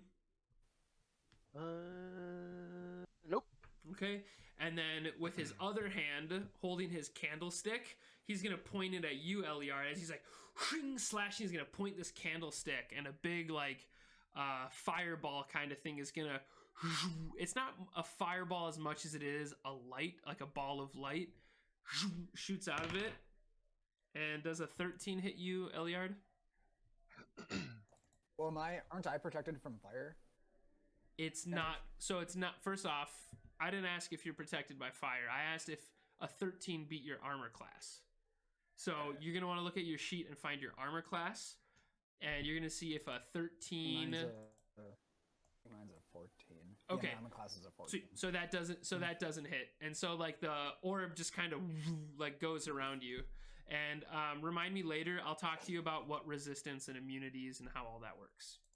And he's going to then use his nimbleness that he has as a nasty little goblin to jump Scamper. to scamper, so to speak, to the center here. Do I get an opportunity of attack? No, so that's the goblin nimbleness. Okay. Yeah, Okay. so I can read it. Nimble escape. The goblin can take disengage or hide action as a bonus action. So it's just kind of like a rogue in a sense. So yeah, okay. Yep. So he's able to disengage as a bonus action. He gets 2 attacks and disengages. And Nerva, it's your turn. All right. So who is this right here? That's a kobold. That's sawing at one of the Okay. ropes. Okay. And so he's probably only like 15 feet away from me. Yeah, he's not far away at all. Okay.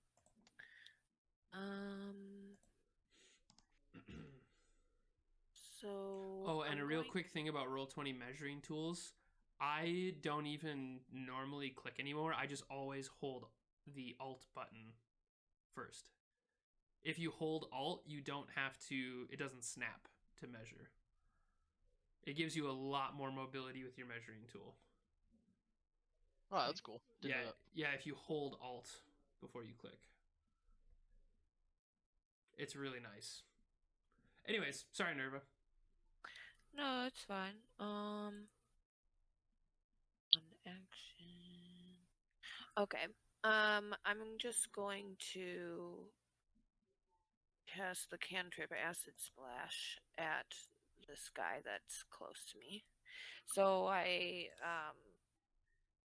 kind of like whisper into my hands, and then I point my index finger, and like a acid green sort of like bubble blower wand like Yeah. appears, and I'm like, shh, like I like blow into it, and a bubble of acid flies at him. Okay, and Or it's it. you don't know.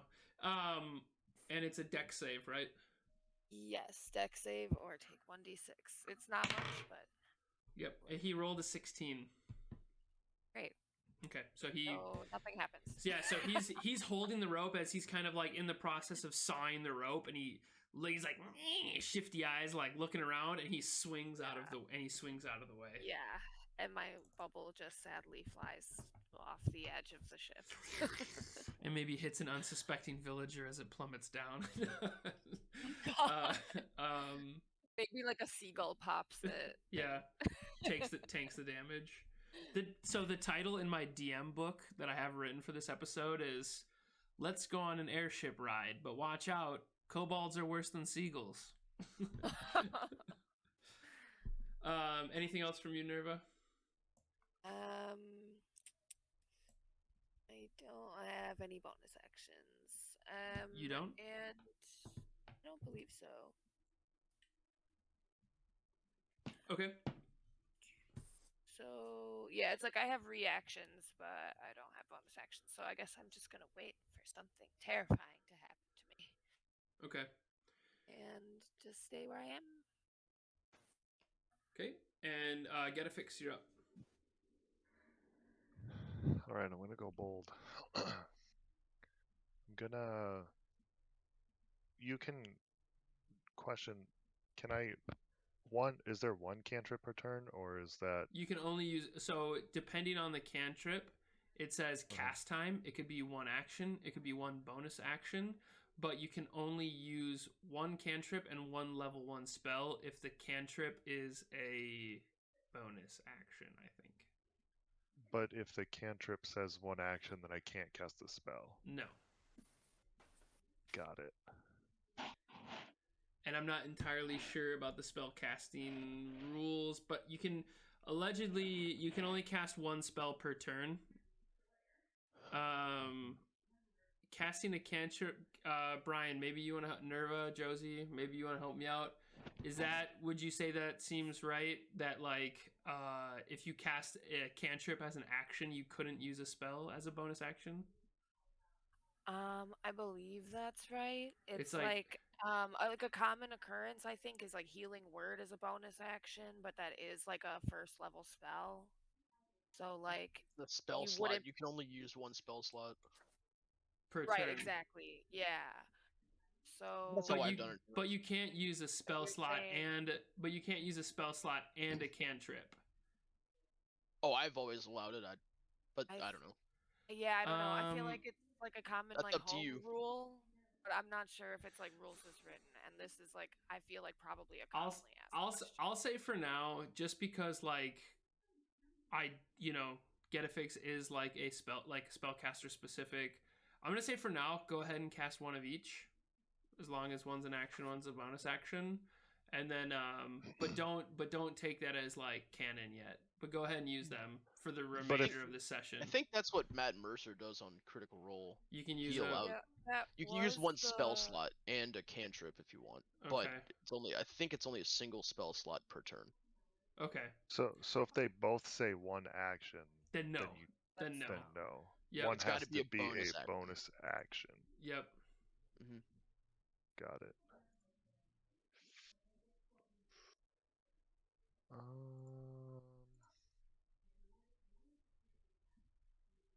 Okay.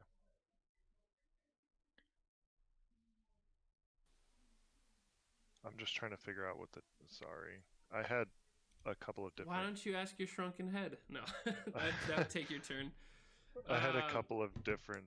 Just go with your gut, man. Just go with your heart. What would Getafix do right now in this situation? Picture that. Kobolds, and they're all just sawing now at these ropes, and they're cutting these ropes up. Yeah. Like, what's Getafix going to start doing? So you can move 30 feet, and then you can move... You can use your action to move another 30 feet if you wanted to use your dash action. I think I'm gonna move to the bottom of these steps. That's Okay. 30 feet. And I'm gonna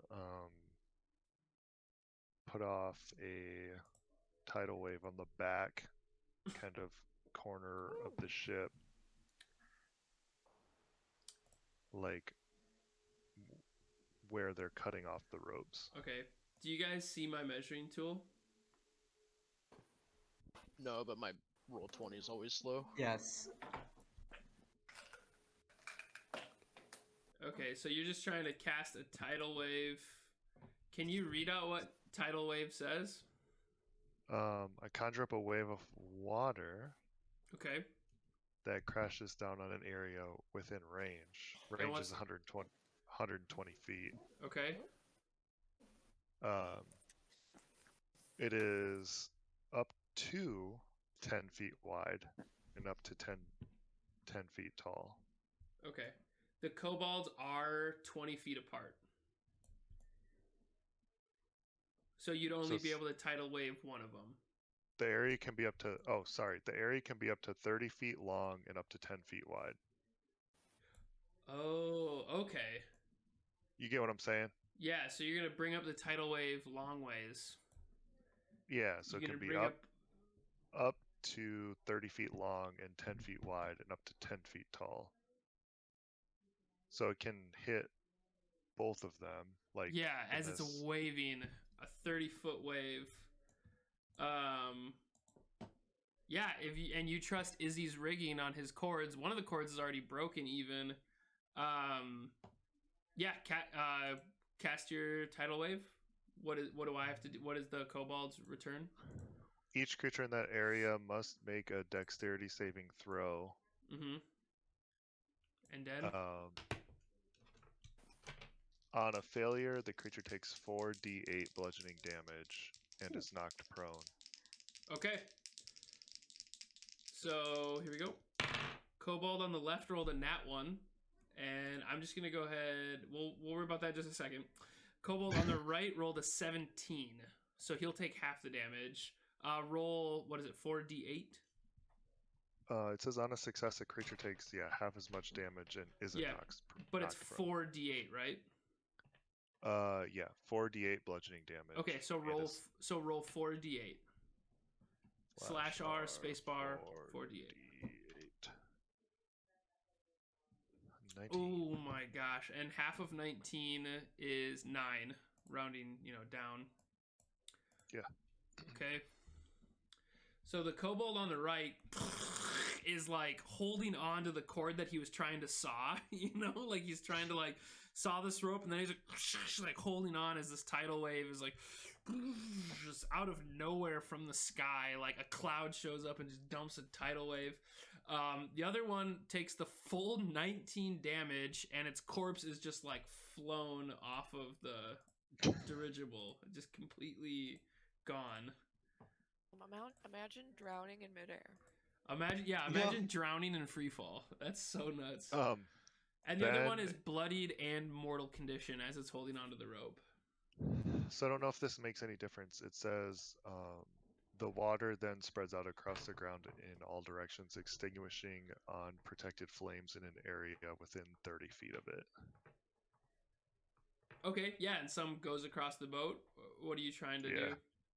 Yeah, I didn't know like if this gremlin man and his candle would be affected in any way. His candle is protected, so it's not an unprotected flame. He is holding it in his hand, and since he's not in charge of making like a dex save or anything as water sloshes down across the deck, he just holds his candle up maybe as it's and then just pours into your guys' all the water pours into your sleeping area. So is there any like pooled water on the deck? No. I mean, the wooden deck, it's like an airship. I'm gonna say there's like cracks in it that water just kind of like maybe falls through, but there isn't a lot of pooled water. The floor is wet though. Like the floor is definitely soaked in a 30-foot area. I'll put what's that? The goblin is too. Yeah, the goblin's standing in water, and it's standing on metal. He's soaked?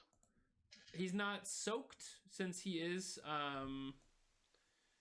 15 feet. I'd say his feet are soaked. He was wearing his high waters, though, but yeah, he's wet. His feet are wet.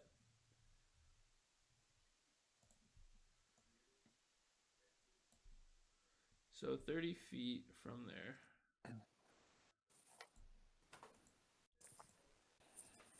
I'm just gonna say like this blue chunk here is wet. Well, I mean, if it went this way, right? Yeah. Like 30 feet from there, 30 feet from the... Am I being ridiculous, right? No. 30 feet from where the tidal wave went. Yeah. Cool. Yeah. We'll say this part is wet. This part of the deck is covered in water. And anybody else, everybody's covered in water in there, except for, everybody is. Everybody is.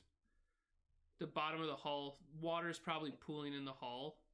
The hull. Hull. Cool. Anything else Getafix?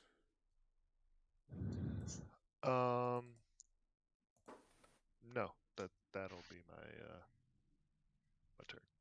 Okay. And this kobold, there's a kobold at the front of the ship that Nerva tried blowing the acid bubble on, as he's like sawing at the rope, and then dodges it, and then cuts the rope and pops the rope open off. Oh. And then uses his movement to fly over to the other rope on the prow, the second rope on the prow. So it looks like 3 of 8 ropes have been cut.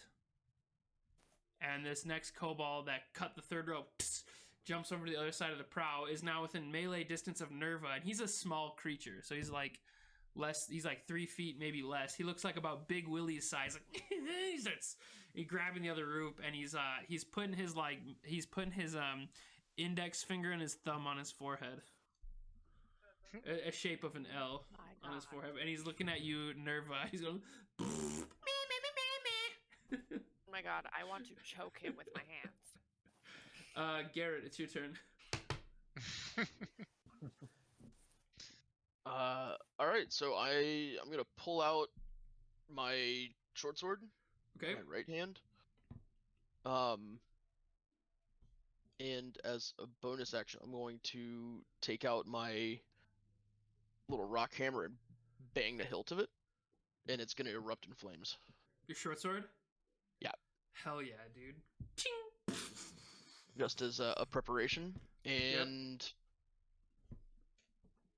I am going to use my other hand to kind of like make a little bit of a grasp and point my finger at this guy right here. The one that survived the tidal wave on the back of the boat? Yep. Yeah, so the And- tidal wave that rushed over the back of the boat, the one kobold that managed to hold on and is mortally wounded. Yeah, go for it. You point at him. Right, and then as I point at him, I'm just gonna let out a bolt of like greenish, purplish energy straight at him. Okay.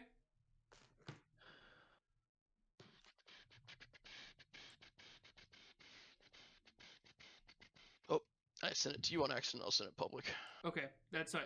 You don't have to send it public. Okay. That hits. So you send out that greenish blue energy, or you said purple? Purple green, Yeah. kind of. Yeah.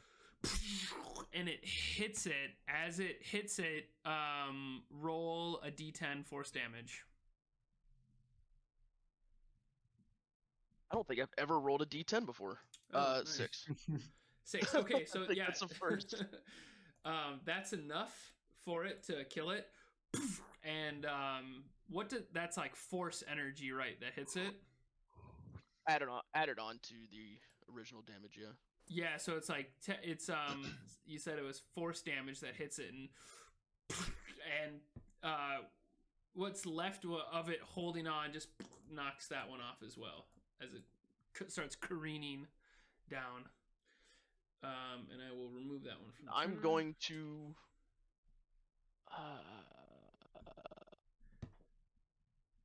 I'm gonna stick where I'm at, holding wise, so I'm not gonna move. Okay, and Peyo, it's your turn. Peyo's like observing this fight happen, and he's just relishing the moment.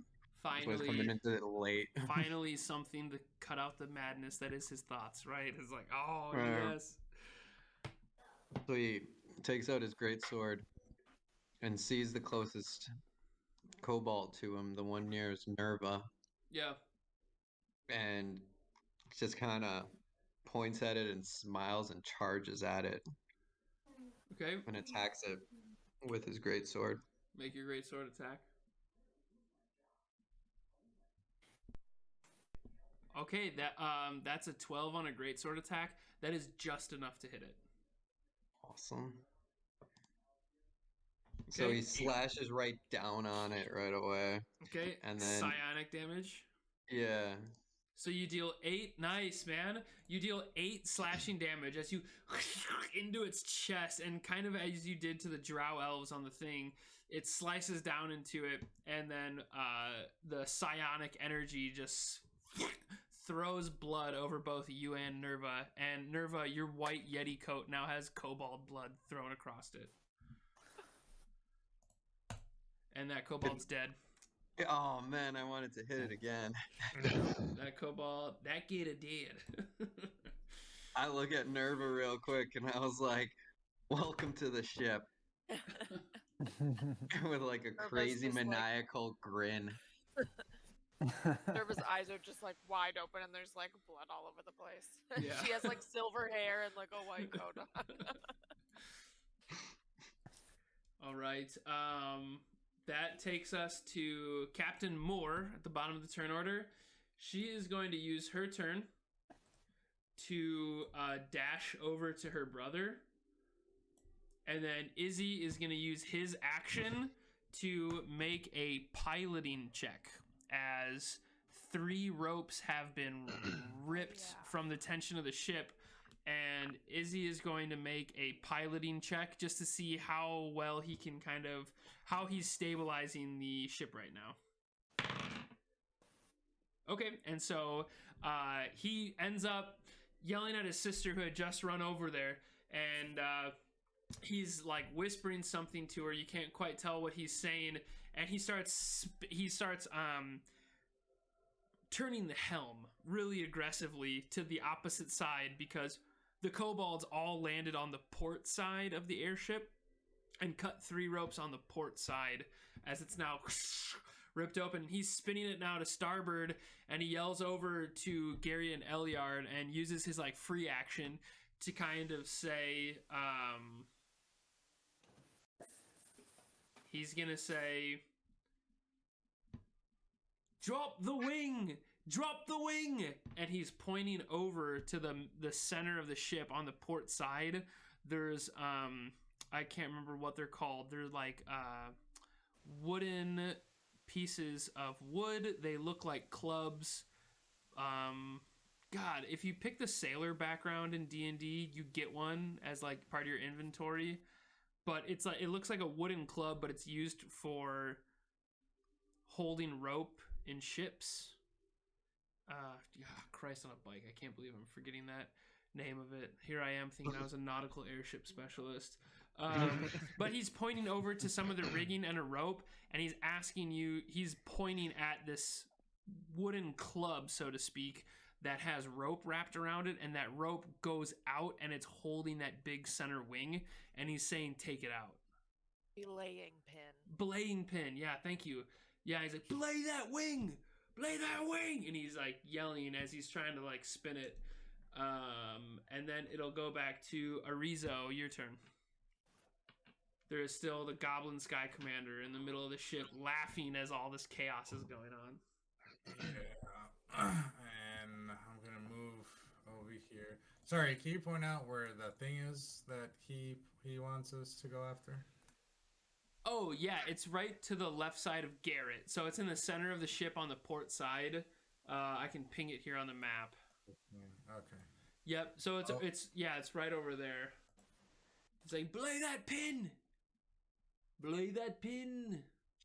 It's still a dirigible." I'm gonna leave that to Eliard. Eliard, that's yours. And I don't think this guy's hiding behind anything, right? No, he's standing right in the middle of the deck holding his scimitar and his candlestick like, "You guys ain't gonna get me! This ship is ours!"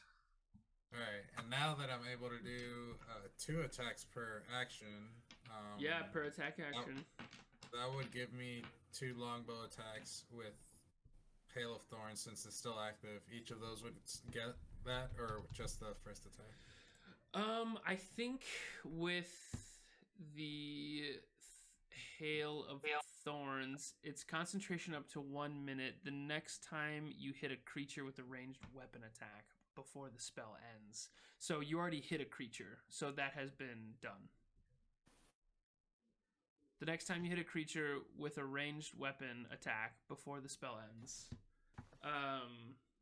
So it wouldn't apply 1, as like 2, for every 3, attack. 4, 5, 6, 7, 8, 9, 10, 11. It's also been longer than a minute. Yeah, you Oh, have I to thought- cast it thought- every time. Yeah. Oh, I understood that wrong then. Timing. I thought each total round was 6 seconds. Yep. So 10 rounds is 1 minute. And how many rounds have we gone for? Like 12 or 13. So if you count how many people are left in the turn order, and then add the 4 dead kobolds plus Captain Moore and Izzy. Oh, okay. Yeah. Okay, I understand. Yeah, Alright. it gets pretty big. But we'll have to look into Hail of Thorns also to see if the next time you hit a creature with a ranged weapon, because it says not each time you hit a creature, it says the next time you hit a creature. Which makes me believe Like- that it's like the next hit you make, the next time you make can, contact. like, cast it, and then like let's say you miss, and then the next round, or, Yeah. like your next turn, you hit with it. That'll and then you would that have to will do the cast it Hail of again. Thorns. Yeah. Okay, then ditch that, and I'll do. You can still rip him with 2 bow attacks. Nah, I'll just do Hunter's Mark as the bonus, and then go for the 2 attacks with the longbow. Okay. Let's hold on. So it'll be 1d6. So I'll just do that with. Yeah, I'll do that now. Well, you'd have to roll to attack first to see if you hit him with the bow. Yeah. Okay. 21 for the first attack. Ooh, yeah. 21? 21. Hey, what's 9 plus 10? 21? 21 does hit, man. That's really good. And then for the second, for the second attack, the 25. Does that hit? Holy shit. Yeah, 25 also hit. That new dice tray is working out for you, man. Oh yeah, it is. And that'll be 2d8 plus 4. Plus 8. Oh, Because you get plus 4 for each.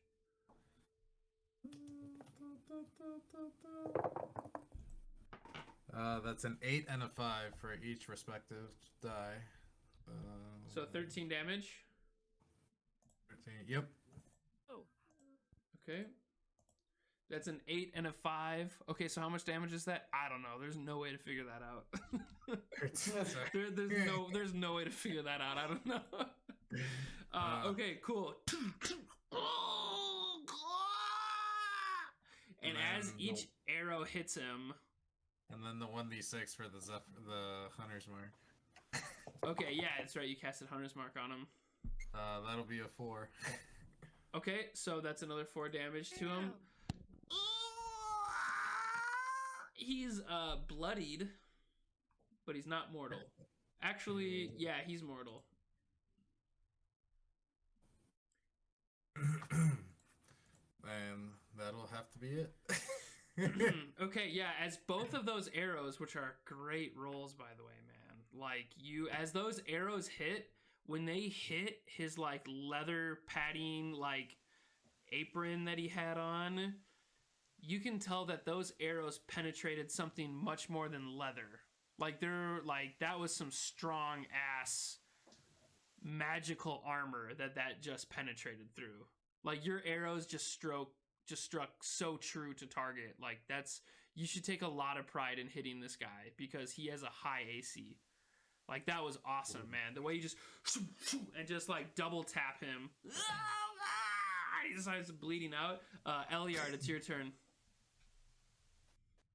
Well, I think I need to go and help get this ship back on track. So I'm gonna dash over to what was it called? The Blaine pin. Thanks, Lord Kosh. The Blaine pin, and I have to. Thanks, Nerva. I'm pulling it. What am I doing with Yeah, it? you're pulling. I mean, you tell me, man. You tell me, man. His last words for you was fucking belay that wing, pull it, whatever. I'm belaying that wing. I'm belaying that shit then, yeah. Do I need to roll anything for that? No, you can just rip you're just ripping the belaying pin out of the thing and out of the joint, and the wing is dropping down. Yeah, and since I'm fully recovered from nap earlier and the sleep on the ship, it's very I ripped that wing real quick. Yep. And it seems effortless. Yeah, it did take one action though. Yeah, took one action. Yep. Any bonus actions you want to do?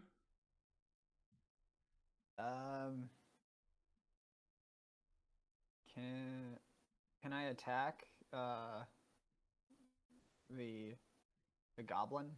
No, you can only make a bonus action attack if you use your action to declare an attack action.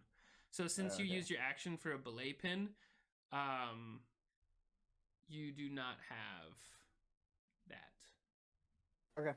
Yep. And because you're a fighter at 5th level, you get an extra attack when you take the attack action. So that is like the thing. Yeah, that's kind of how that would work. Okay. Yep, but no bonus actions for you? Nope. Okay. It is the Goblin Sky Commando's turn. And one second. That just reminded me of a note I had to make for earlier. Okay, so the Goblin Sky Commando is going to taking those 2 arrows in the stomach. He is going to jump up in the air, and he's gonna like punch himself, like kind of like hitting that spot, and he starts pulling. He uses his action to reach into his armpits, and he's pulling 2 strings as the artificial wings on his back start flapping. And he starts pulling these cords, and he flies, and he just Wow. He is now off screen. Enters a plummet. He basically just goes off the ship, and he enters a plummet.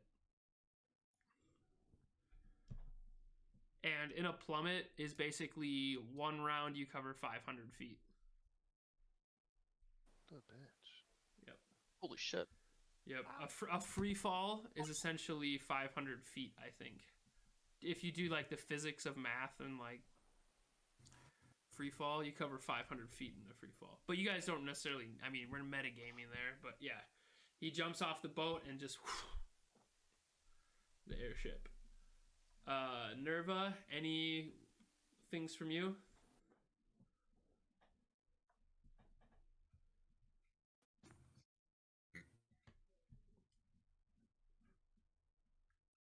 Paging Dr. Nerva. I was muted. I don't have anything I can do to him as he leaves. He's way too far away from me. Future though, there's a little feat called Spell Sniper.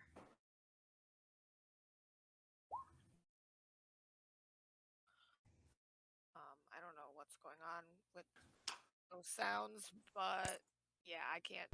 I was just talking to Erizo about Hunter's Mark. Oh. Yeah. Yeah, I mean, if there's nothing that you can think of right away, we can just move to Getafix. Yeah, I mean, they're all gone, right? Yeah. I could try to... I don't have, like, mending or anything. Like, I can't really do anything to help. I don't think Mage Hand is strong enough to help. Do you say anything out loud? I say, are we about to crash? Okay, cool. And then we'll move to Getafix.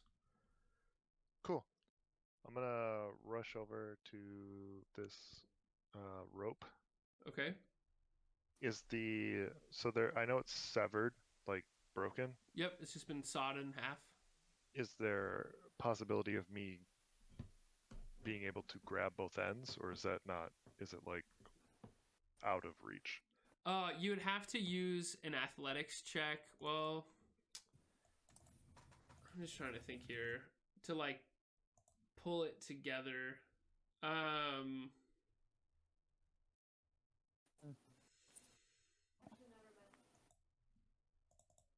Yeah, I mean, you can make a strength check to bring the pieces together, or an athletics check. Kind of like remember when you applied tension to the boat earlier this morning, or was that yesterday afternoon when you had to apply tension to the ropes? When Izzy made you do that? Kind of. Remember you made it?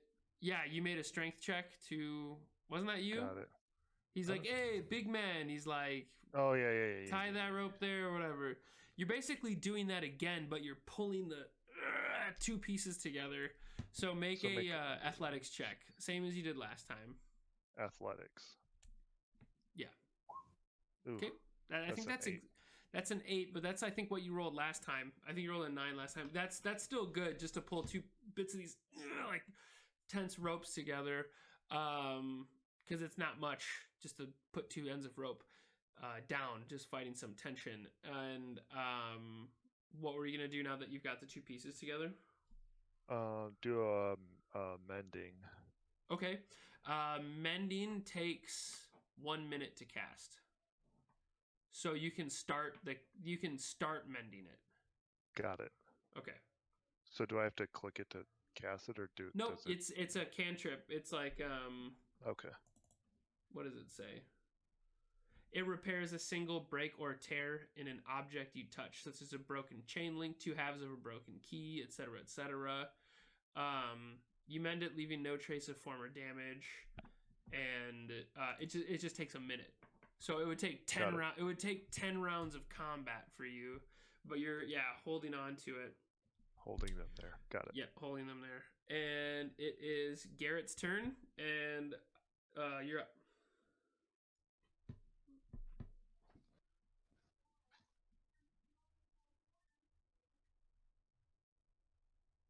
That's me. Sorry. Yep. Are we like still in initiative? Just Yeah, after three turns with no combat, I'll end initiative. Okay. Yeah. I'm gonna run over to Izzy and be like, what can we do? What can we do?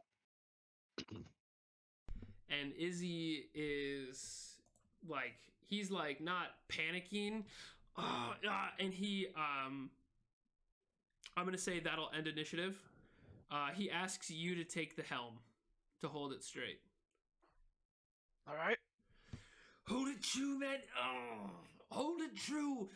And Captain Moore, she turns and she runs into her little cabinet. She runs into her cabinet before she leaves to her little cabin on top deck. You can see that she's looking at the storm that's now almost over top of you guys. And she runs into her cabin, and Izzy's like, hold it true, hold it true.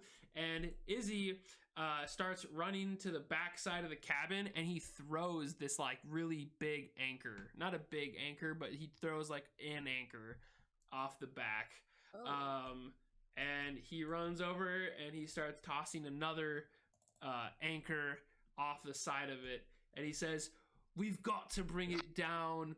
I'm sorry, that wasn't his voice. We've got to bring down the dirigible. It's gonna come down. And he takes off he pushes you off the helm, and he's like, God damn it, but those fucking kobolds, I knew this would happen. Listen. And he starts yelling back at the cabin. He yells over his shoulder at his sister, and he's like, I told you this would happen. That's not his way. I told you this was going to be. This happens every time with you adventuring folks. And he reaches down and he pulls this little like blow dart that's stuck in his butt. That one of the kobolds shot at him when they had their surprise attack in the beginning. He gets shot in the ass. He did it. God, no! I told you this would happen. And he pulls it out and he throws it. And he yells up to you, Peyo. And he's like, drop the anchor in the prow. And there's like there's an anchor by you and Nerva that's in the front. And he goes, we're taking the ship down. And he is starting to bring the ship down. And he's gonna false life on myself. What does that do? It gives me some bonus temporary HP, hit right? Okay, yeah, roll for it and add that. 1d4 plus 4 temporary hit points. Pop up in the... Yeah, you bolster yourself with necrotic facsimile of life. So you get a d4 plus 4 temporary HP. Alright, I'll just roll it. I'm making Izzy's airship piloting check too, quick. Okay, so he's still doing good. He's a manager. Okay. 4. Nice. 3 is Take 7. Plus 4. It's 1d4 plus 4. Oh. Yeah. Wait, so it's 8. So false life, the components is a small amount of alcohol or distilled spirits. So you're like taking a shot.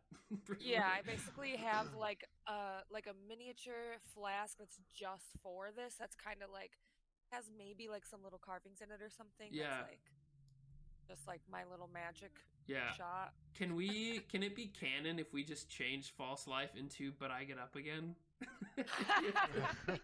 You have to take a whiskey drink, Oh a my vodka goodness. drink, Yeah, a cider yeah, drink, yeah. yeah, a lager drink. Yeah. Peyo looks at you jealously. Peyo longingly looks at you. And He's Peyo, licking his lips. yeah, and Peyo, are you dropping the anchor right now? I'm dropping the anchor. Okay, cool. And he starts bringing it down, and you guys are like the cornfield, like the agricultural fields in the Great Plains of Oxton are looking more and more real to you guys as you're coming closer and closer to them. And I'm going to say here that you guys, I don't have an airship token, so I'm just going to use Izzy as like the token for the airship. You guys are landing somewhere here outside this village in this swamp area. Swampish field. Somewhere in between a swamp, somewhere in between a field. And it's coming down a swampish, fieldish, hillish ocean. It's like there's a magic card for that. Somewhere. There's a mana tap for that. And Izzy yells, Shaza! As the dirigible's anchors start to grind into the field and slow it down. The field of tall wheatgrass slowly beginning to halt the dirigible. And Izzy, again, yelling like a madman, I told you! Still looking back at the cabin. The pilot always gets shot in the ass. And he stops the dirigible as it comes to a hovering halt. About just the keel of the airship is just almost touching the ground. You guys are maybe like 10, 20 feet in the air, and he's starting to slowly bring it down. And everybody is yelling. And Captain Moore, the storm overhead is starting to cover you guys entirely now as the storm is coming. And Captain Moore walks out, and she's got a little bit more protection on. Like she threw on a couple more pieces of leather, like leather armor. And she's got a very fancy scimitar in her hand. It's like a falchion, if you guys know what that is. As she walks out with this like big sword thing in her hands, and a helmet on. She's got like a leather strapped down like helmet. Her hair is like tucked under it. And she says, I told you, these storms always mean the sorcerer. And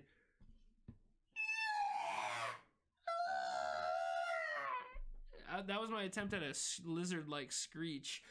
But you guys hear this screech like piercing from the clouds above you as a large reptile starts dive bombing out of the sky, and then just like as it hits the ground, a streak of lightning from the storm crashes down, and it's suddenly much darker around you guys, and the wyvern screeches, and as it puts its head down and narrows its eyes, and on the airship, it's about 120 feet away from the airship, and it narrows its eyes down, and on its back is a little goblin, and he's like, I'm back, we're gonna get you now. And it's still the same Sky Captain, son of a bitch, as they're screeching. And Captain Moore, she growls, running over to a rope ladder on the side of the area, and she says, "Don't let it get to the airship." And Izzy pops his head out from under the helmet. He goes, "It's a dirigible!" And then Captain Moore runs over to the side of the ship, and she slides down a rope about 15 feet to the ground, and she starts running headlong toward the wyvern. How do you guys react? So Peyo is riding this. Like, he is excited, happy. He's seeing this coming land, and he's laughing at it. Like, he is, like, maniacal right now. Nice. So you hit the rope ladder pretty much on pat with Captain Moore. Yeah. Yeah, so you like slide down. I'm having the time of my life right now. Okay. Anybody else? I fly down to follow Captain Moore. Okay. And then I am in tow. Nerva is like terrified of like a falling death, but I is mean, anybody? it's Yeah, you can stay thrilling. like on the airship if you want. I have Featherfall actually. It's a 15-foot rope slide that you can go down. I just need an acrobatics from anybody who's going down it. I'm literally going to spend the spell slot to cast Featherfall, even though it's only 15 feet. Yeah, it I'm just saves gonna be you like, saves no. saves you a d6. Yeah, and it looks cool as fuck. Just like jump off. Yeah, and I just kind of like float. Oh, and I probably still have blood. Getafix. Oh, Getafix, the prime example. Rolled a 2, -1. Yeah. So yeah, Nerva, you use the spell slot to float down off the ship. Getafix, you just missed the rope entirely. You just jump off the ship and take 3 damage as you like hit the bottom. I mean, it's only 15 feet, and I'm like 8 feet tall, so it's like a... Yeah, that's why it's only 3 damage for you, right? It's like not a big deal. Alright, I'll take 3 damage. Peyo, yeah, you still take damage. Peyo, you the rope, you get rope burn from holding on the rope. Ow. Peyo, you're fine. Oh, Eliard, you take 4 damage. Oh, actually, no, hold on a second. It was only a DC 5, my bad. I noticed you rolled a 9. I was looking at your actual dice roll, which was a 3, but you get a +6 acrobatics. You guys are fine. Eliard, you're down there. And then, Erizo, you said you flew down by Captain Moore. And then Garett, are you diving down on the rope? So no, I'm actually gonna Okay. stay on the ship. Perfect. And as I'm doing that, everyone else is kind of rushing off the ship. Can't necessarily see what I'm doing. Okay. But I pull out some like palm-sized stones and start messing with them. And as I finish their hitting the ground, it slowly like rises into the air and is kind of hovering around me. Okay, perfect. And then everybody, I'm going to move you over to Garett. Where are you at on the airship? Are you by the rope or are you still kind of far away? I'm still at the helm. Okay, perfect. Yeah, that's right. You were with Izzy at the helm. Okay, perfect. I'm still driving this thing. Right. Trying to. Yeah, you're just helping Izzy keep it stable, and you've got your rocks out. And then I'm going to pull you guys to this map. And then everybody, let's clear this initiative. Try and get a fresh start. You guys click on your token, and then roll for initiative. I'm gonna roll, and I'm gonna pee real quick. Yeah, go for it. Unless you're first up. Oh, let's see what I get. Yeah. Oh, I gotta click the right thing. Did it go? Ah! Nope, not first. That's a 1. Oh no. Oh no, no, no, no.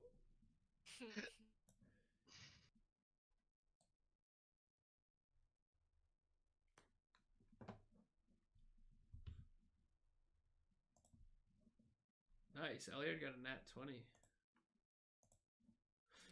And if you guys ever wanted to roll your initiative by yourself, like not on there, you can totally just click initiative to roll in D20 to put yourself on the board, but you can just tell me that you were rolling privately and you had, like, that was your roll. Like, that'll be fine. Okay. And the Vifren. And now the Goblin Sky Commando.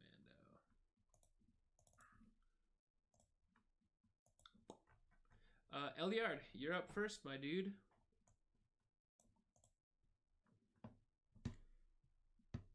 Paging Dr. Eliard. He probably rolled and ran to the bathroom too, huh? Or are you muted?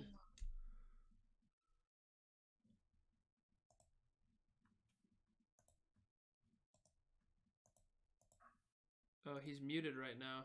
Eliard, you're currently muted. You're muted. Hear me? Yeah, we can hear you now. All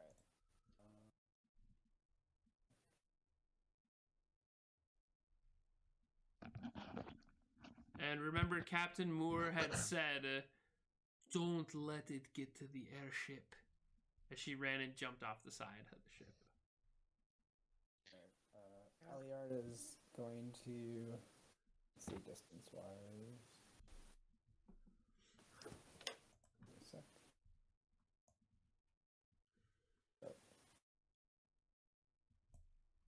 Eliard's going to cast Guiding Bolt. Nice. This dragon thing. Okay, so make a ranged spell attack. You're gonna roll a d20 plus 6. All right. I'm going to do this off screen. Yeah, cool, man. That's a Oh, 26. That's not good. What did you roll? So 10 altogether. 10 total. Okay, so you roll a 4 plus 6 is 10. That's not enough. So the bolt, and it's like, this might be a really far shot for you too, and you shoot it out, and it just like cruises over the head of the wyvern, just barely, like going past its head. All right. Okay. And then do you know how to expend a spell slot on the sheet? Let's see. Where it says slots remaining, you just click the little arrow down, and they'll put you down to 2 slots.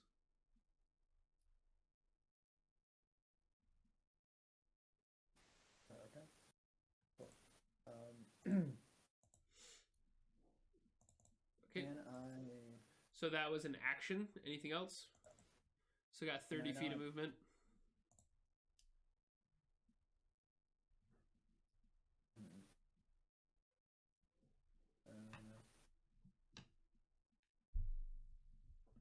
I'm gonna move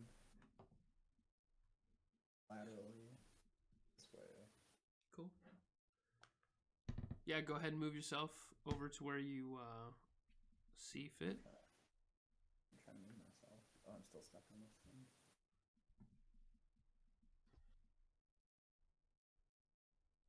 There we go. No, that's my turn.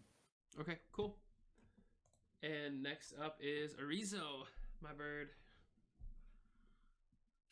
Is little man full health now, or what's he looking at? I mean, I can't tell you, but he definitely still looks bloodied.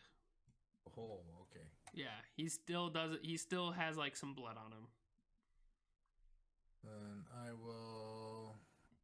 I'm gonna do some movement here, and then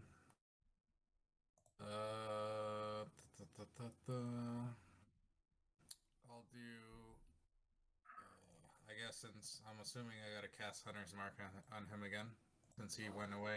Yeah. What's your duration for that? It's only 8 minutes now, right, or something like that. The duration for Hunter's Mark is an hour. Oh, then it's still on him. Oh, okay, sweet.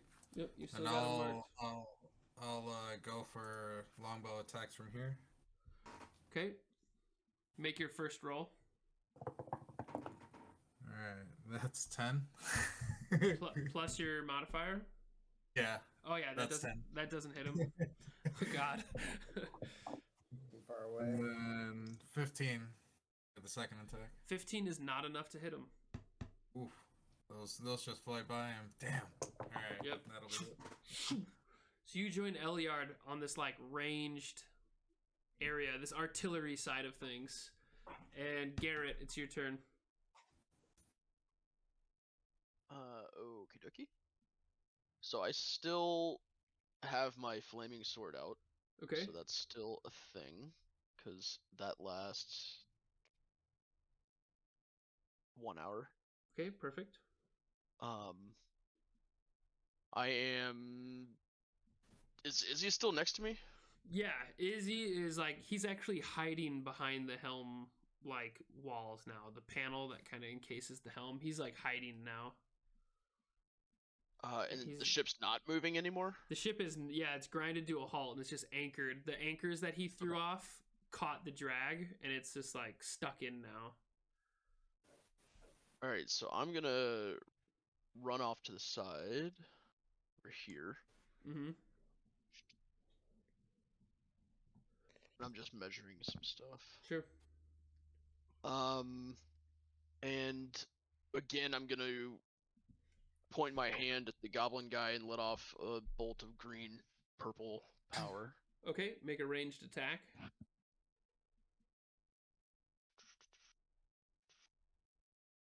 Oh wow, yeah. So a 21 hits. Roll a d10 for damage. All right, that's gonna be just enough to unsaddle. Plus the force damage 1d10. 3. I thought it was just d10 force damage. So yeah, it's added on to it. I'll send it to you. Okay.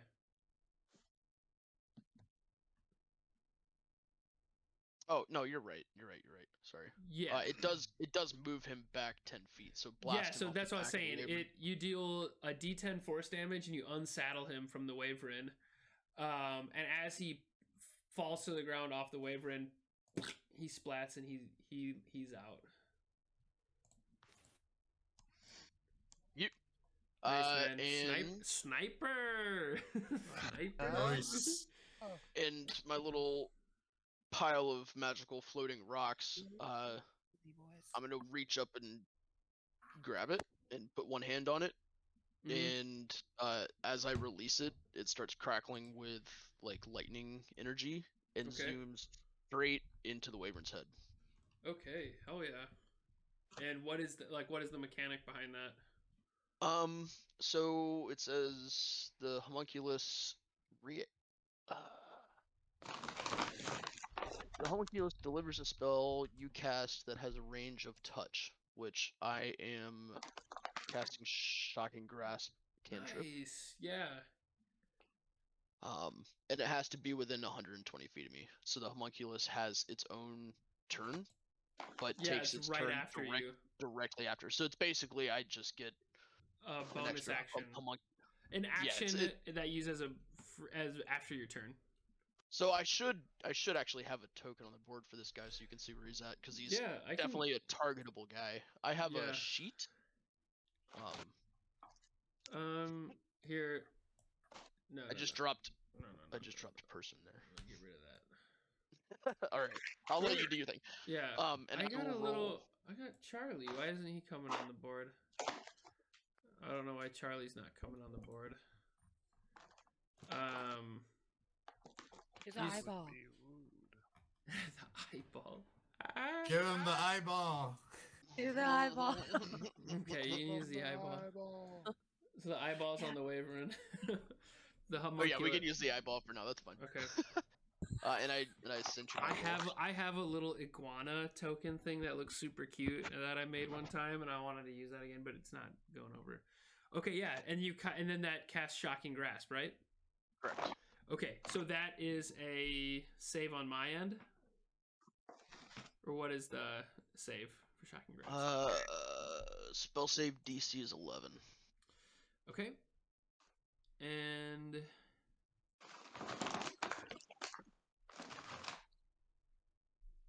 oh, it's a ranged spell attack for you. Yeah, I rolled it for you. Oh yeah, and that was an 18. 18. I see it now. Yeah, sorry, it's just my chat was like filled with. Sorry. Yeah, no, it's okay. It was just a bunch of stuff up there. I sent you a lot. Yeah. Someone building something? TLDR 18 hits.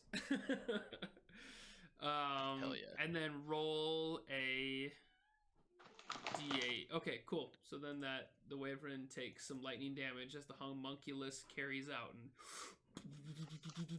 zaps it for some damage. And as far yeah, okay. That's all I'm gonna I'm gonna kind of like lean down behind the wall a little bit, just enough so I can still see the battlefield. Cover. Yeah. But yeah, half cover. Okay. Let's go. Let's go. good sniper turn. Sniper. And Peyo, it's your turn. Whoa.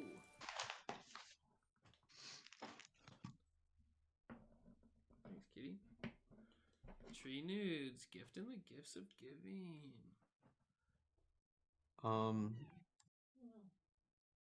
It's a long way. Let me see. Now that we got a handful of people, Peyo, go ahead and think out your turn for a second. While we've got a handful of people here in the chat throwing up battle axes and people who are joining the community, shout out to Tree Nudes for throwing some subs at friends and armoring up the cohort. Yeah, that's pretty awesome. That's really dope, man. We're gonna raid people after this stream, so if you guys are here, like, stick around. Once we finish this fight, we're gonna be heading into a raid, so keep those battle axes sharp in the meantime. Speaking of sharp axes, Peyo, what's the move? Just gonna start running towards the creature. All right, do you dash action, or do you want to ready an attack? I'm gonna ready attack. Okay, so you run out into the middle field. You probably do some Peyo bullshit, like spit on the ground and like hold your great sword up. Yeah, he's just coming out there and he kind of like just like stand off and like has his like he's squared off. Please tell me you do. Please tell me you do the Neo from the Matrix where he flicks his hand, like bring it. Where he holds his hand up and. Well, kind of. So he's got both hands on the great sword for the moment. Okay. And then he takes one off and just kind of points at the wyvern and smiles, and then puts his hand back on. Okay, tremendous. Nerva, it's your turn. Yeah, and you ready an attack. If it comes at you, you swing. Right. Okay, Nerva, you're up. Right. Oh. I like to think that Nerva just like saw that the ship was crashing. She was like, hell the fucking no. Yeah. So she just kind of like stepped off the edge, floated down, and then like cleaned the blood off of her coat like magically. Oh and, yeah, like, pressed it. Yeah. Stepped onto the ground and was like thank God for solid ground right now. And then just like sees this wyvern or whatever. Mm-hmm. Steps away and casts magic missile. Nice. Yeah, roll those magic D's. She just like is like, I want this to be over as soon as possible. And the 3 like ruby shards come out. Sorry, I'm pulling up. It's okay. This is exciting. Let's see. Did it work? Yeah, they came through 3 of them. Oh, it should have just been 3. I don't know why it was 4, but I'll just take the first 3. Yeah, for a level 1 spell slot. Yes. Okay. Yeah. As it's being lightning, Nerva runs out, creating. Looks like you guys have a spearhead forming here. This is 10. pretty cool. 9. 10 points of force damage. Is that 9? 10. 10? 10. Okay. The Wyvern gets ripped by 10 points of force damage as the magic missiles just like sink into its same side the homunculus the 3 stones came out. And Garett, if you wanted to find like a token or something for that, I can make one for you since you'll be using it a lot. Oh, I'll be changing it around every now and then. So Sure. This is eyeball's fine for now. All right, cool. Cool, yeah, and then Nerva, you pull out some of the dust as you're like, whew, okay, I'm glad on the ground. Run over, pull out some of that dust, whew, throw it up in the air, whoopash, and then just they totally get pitted right in the side of the Wyvern's neck. And it's the Wyvern's turn. And the Wyvern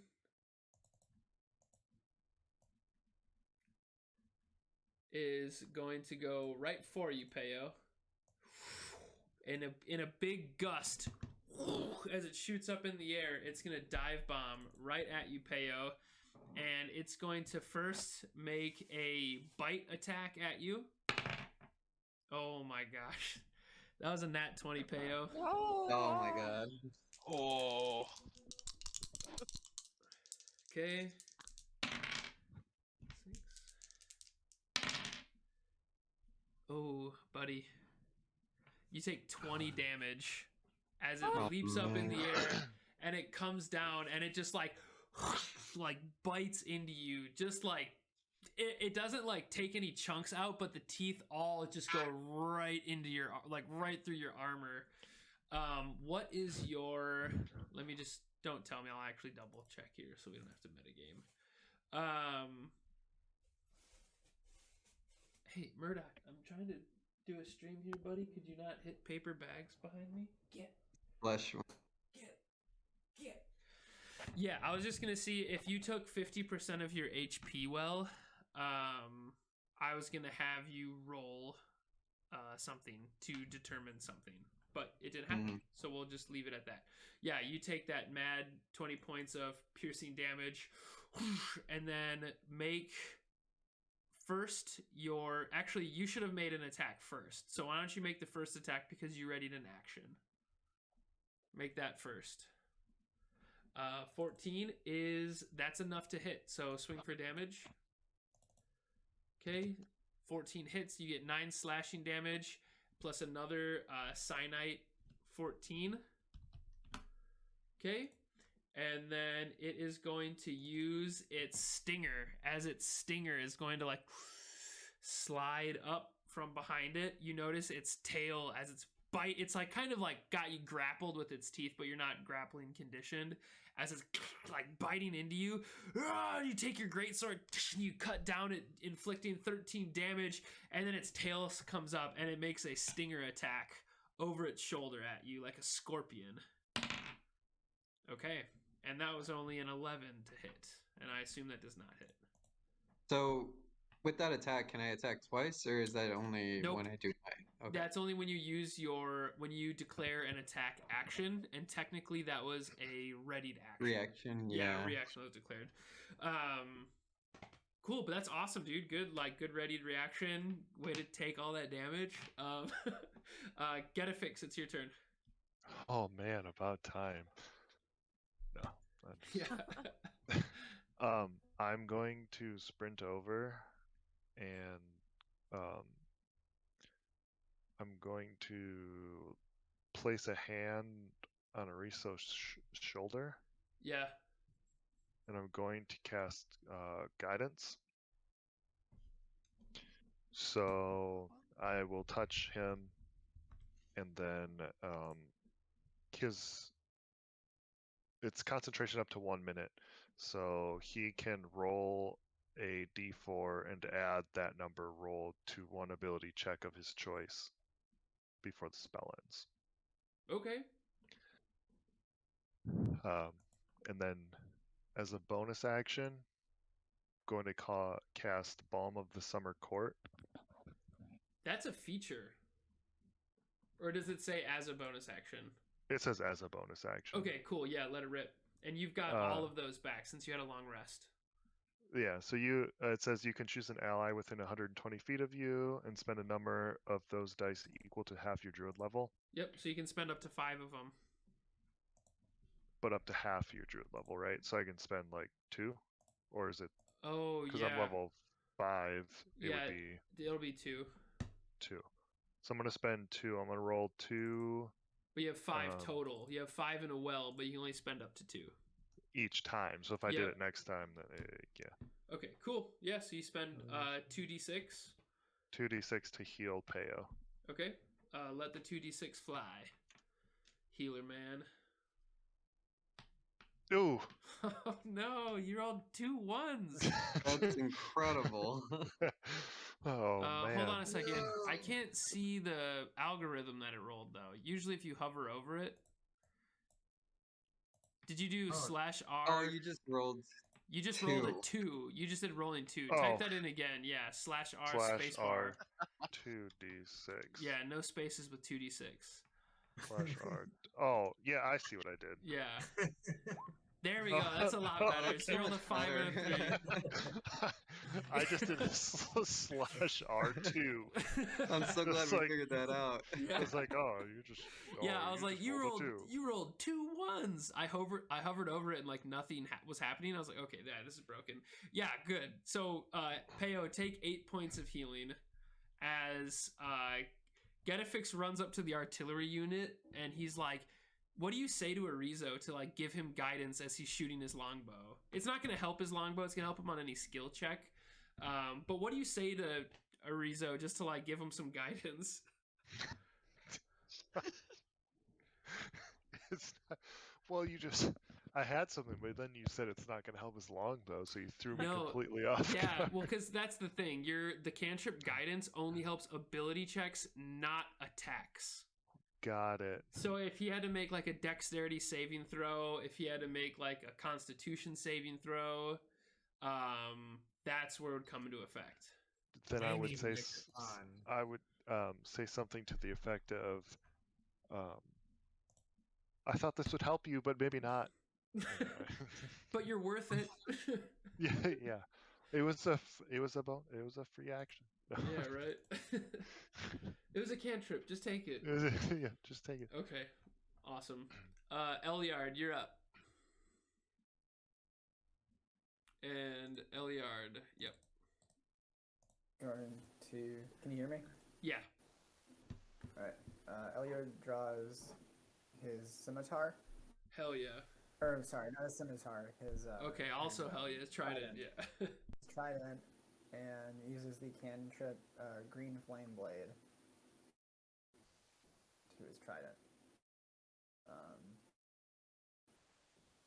Give me a sec. Do that.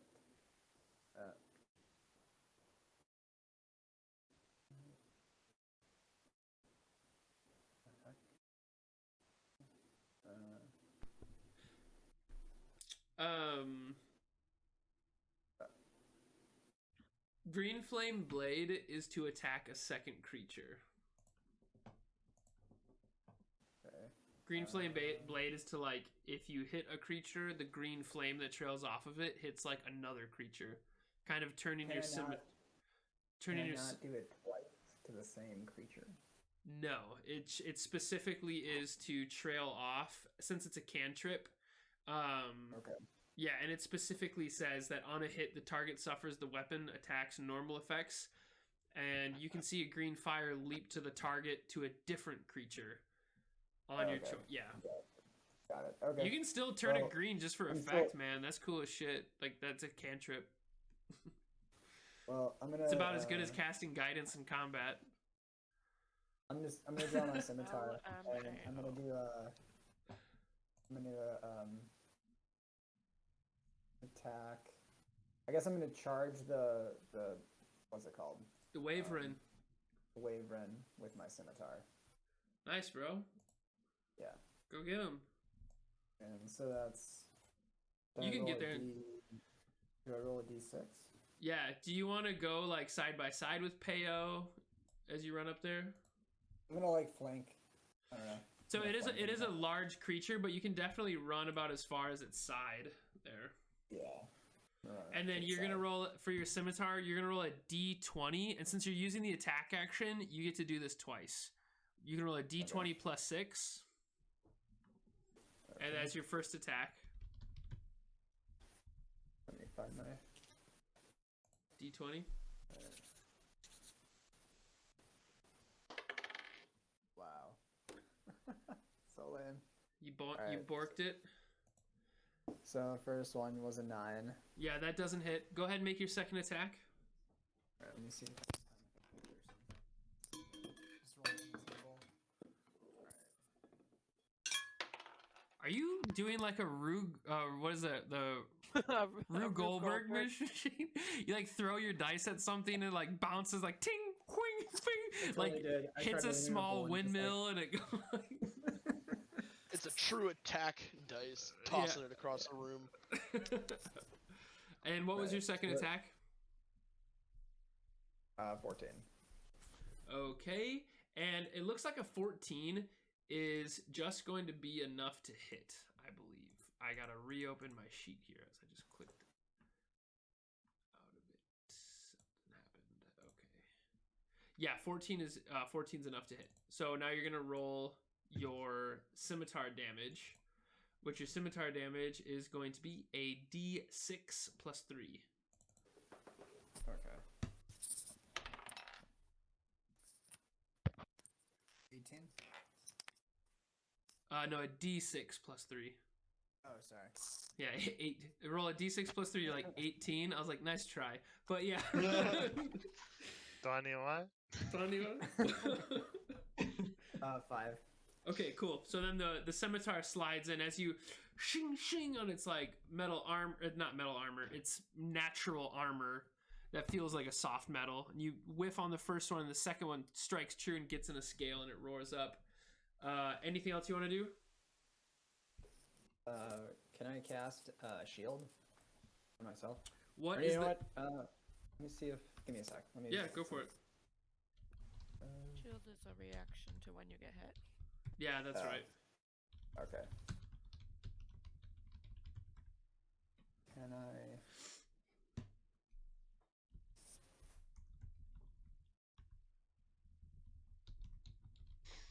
Okay, never mind.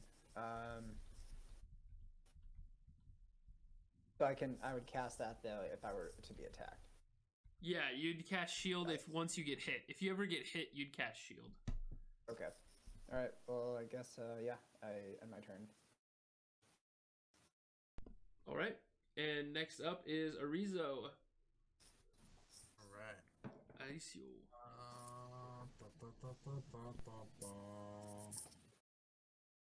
I'm gonna do a little movement over here, and then I'm gonna use my bonus action to mark the wyvern with Hunter's Mark. Okay, sounds good. And then go for longbow shots first attack. What color do you want your hunter's mark to be that's not red? Blue, green, orange, purple, yellow? Orange is good. Okay, cool. All right. First attack. So it's 23. That's a hit. Dude, that bow is ripping. I know.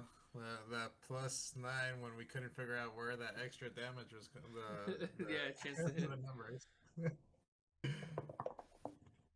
And then 17 for the second hit. Both of those hit, so go ahead and roll the damage plus Hunter's Mark plus Colossal Slayer. All right. Yeah, so just let it rain damage. Colossal Slayer, which one's that one again? Colossal Slayer is another D6. Okay. So is your longbow a D6? Or your short bow, whatever you're using? Longbow's D8, and that's 15 total damage from those attacks. And then for Colossus and the other one, it'll be 2 total from those extra damage. You rolled a 1 and a 1? Yeah. Okay, very good. And the Wyvern getting struck by 2 long arrows from you and taking, what was it, 17 total damage overall? Yeah. Yeah, just, again, 2 arrows. It's roaring up. It's still very vivacious and snarling as it's got it let its mouth go around Peyo. Like, it opened its mouth up now, and it's kind of like let Peyo free as it roars up. And Garett, it's your turn. All right. I'm gonna stand up on the railing at this point, and with both my hands, I'm just gonna kind of clasp them together where my palms come together and shoot a crackling blue energy bolt. Hell yeah. Straight towards the head of the dragon. Okay.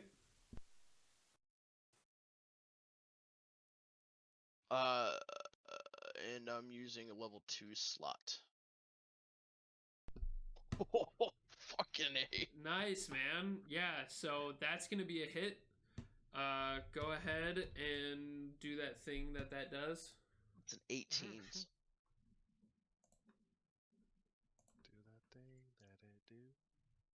Okay. Damn, that sucked, but okay. Yeah, it's a. I mean, it takes a. You laser beamed it right between the eyes.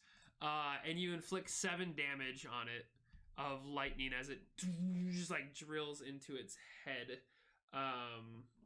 Right, and after I do that, I kind of just whip my left hand up in the air and kind of spin like, what is it? Pivot it around on the like my wrist. Yeah. Kind of make like a swirling motion. And oh, and you casted it from level 2. Oh yeah. That sucks. Yeah, that sucks that you rolled so low for both of those. Damage. Yeah. That's 2d12 by the way for you guys. And you rolled 7. 7 points. Could have been. That 24. could have been 24 points. Yeah, and it was less than a quarter, or it was on par with a quarter, pretty much. Yeah. But anyway, so that's gonna be. So I'm gonna whip my wrist around, and the eyeball is gonna crackle with lightning and come flying at the back of the head of the dragon. What is the movement speed of the homunculus? Oh, you know what? That's a good question. Yeah, because it's 50 feet from the cube to the from the eyeball. Well, it was. That's a really good question because we did it before and I didn't even realize. Sorry. That's okay. It can't move more than 120 feet from you. Yeah, it can only be 120 feet total from me, but its movement. Its personal movement is 30 total, so it actually doesn't have enough. Okay, that's fine. But it can fly. It's flying over halfway there. Yeah, so that's gonna be its reaction. Okay. And it's just holding on to that electricity. Yep, and I'm just gonna hop back down to half cover. Okay. Again. All right. And good job, Peyo. To you now, our fighting sir. I'm angry. Thing hurt me. You were almost bloody. Yeah. Yeah. So I attack it. That hits, right? Yeah, 15 hits. Ooh, nice. 14 slashing damage and 1 cyanide. So 15 total damage from that hit. Go ahead and make your next great sword attack. Oh, that's right. 16 hits, and it's bloodied now, just so people know. What? You deal 16 damage? Yeah.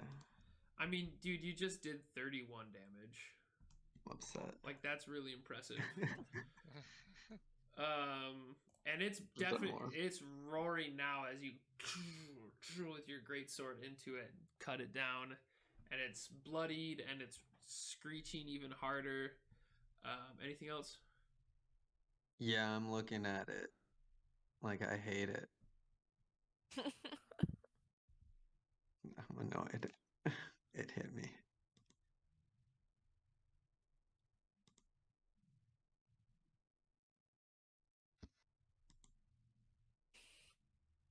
That's it. Okay. Nerva, your turn. Alright.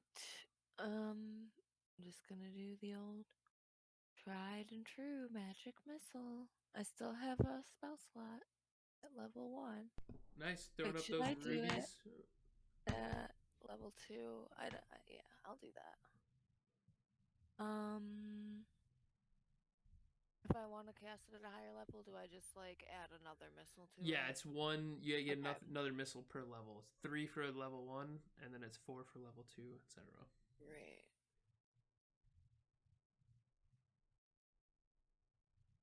Whoa. 17 damage with the magic missiles, direct hit. Woo!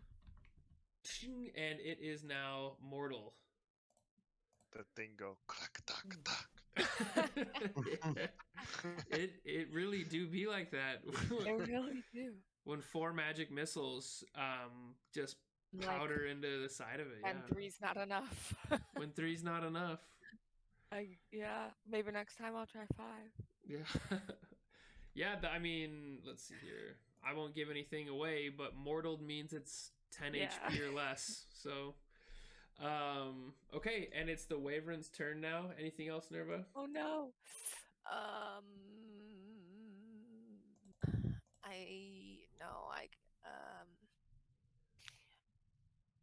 I could Send a message. No, I can't. That's not a bonus action. I can't do anything with it. I don't have any bonus actions. It's fine. We can move along. Okay. The Waverin is right away now just like horribly offended by 30 points of damage it just took from that great sword.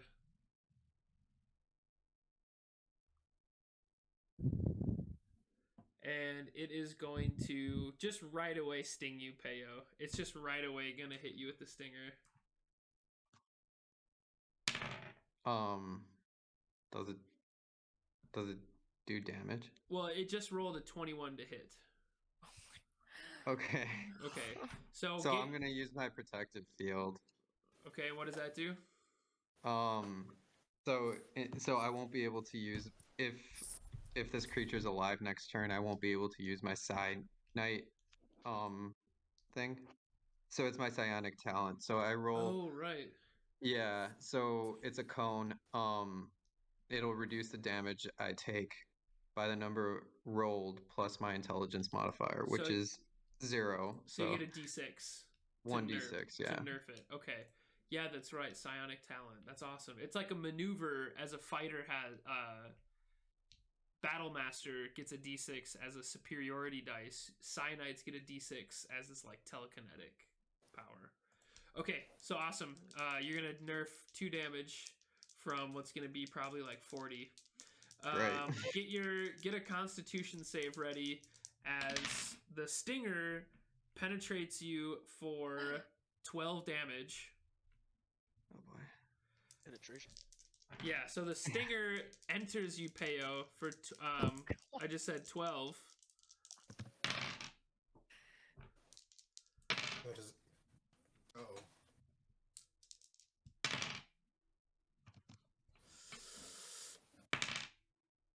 I took out 12. And then you take another 15 poison damage, provided your constant. Yeah. I said 14. You said 15. Okay. Take the 15 poison damage on top of that as you failed the Constitution saving throw. No. Okay. Ooh. So when I'm at 5 HP or less, Your character flaw.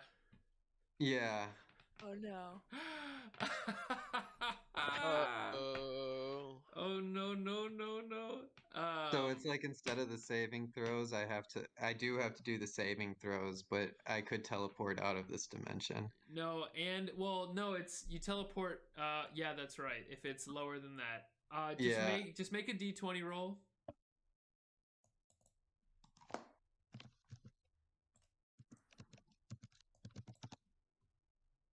Okay, that saves. You're fine. You rolled an 11. You're glowing blue, man. You're dying and you're glowing blue, and your body's about to just save you by pulling the hard eject cord. Yeah. But you managed to stick around. And Getafix, it's your turn. Well, shit, you're lucky.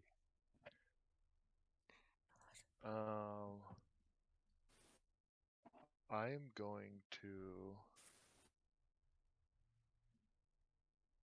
Peyo's still alive. He's just very mortally wounded, right? He's just mortal. Yeah. Yeah.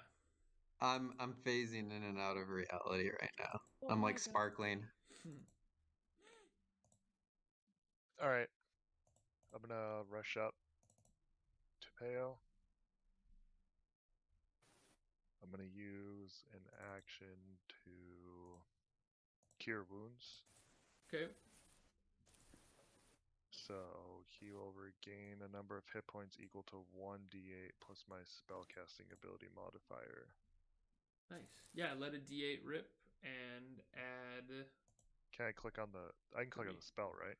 Yeah, I believe so. All right.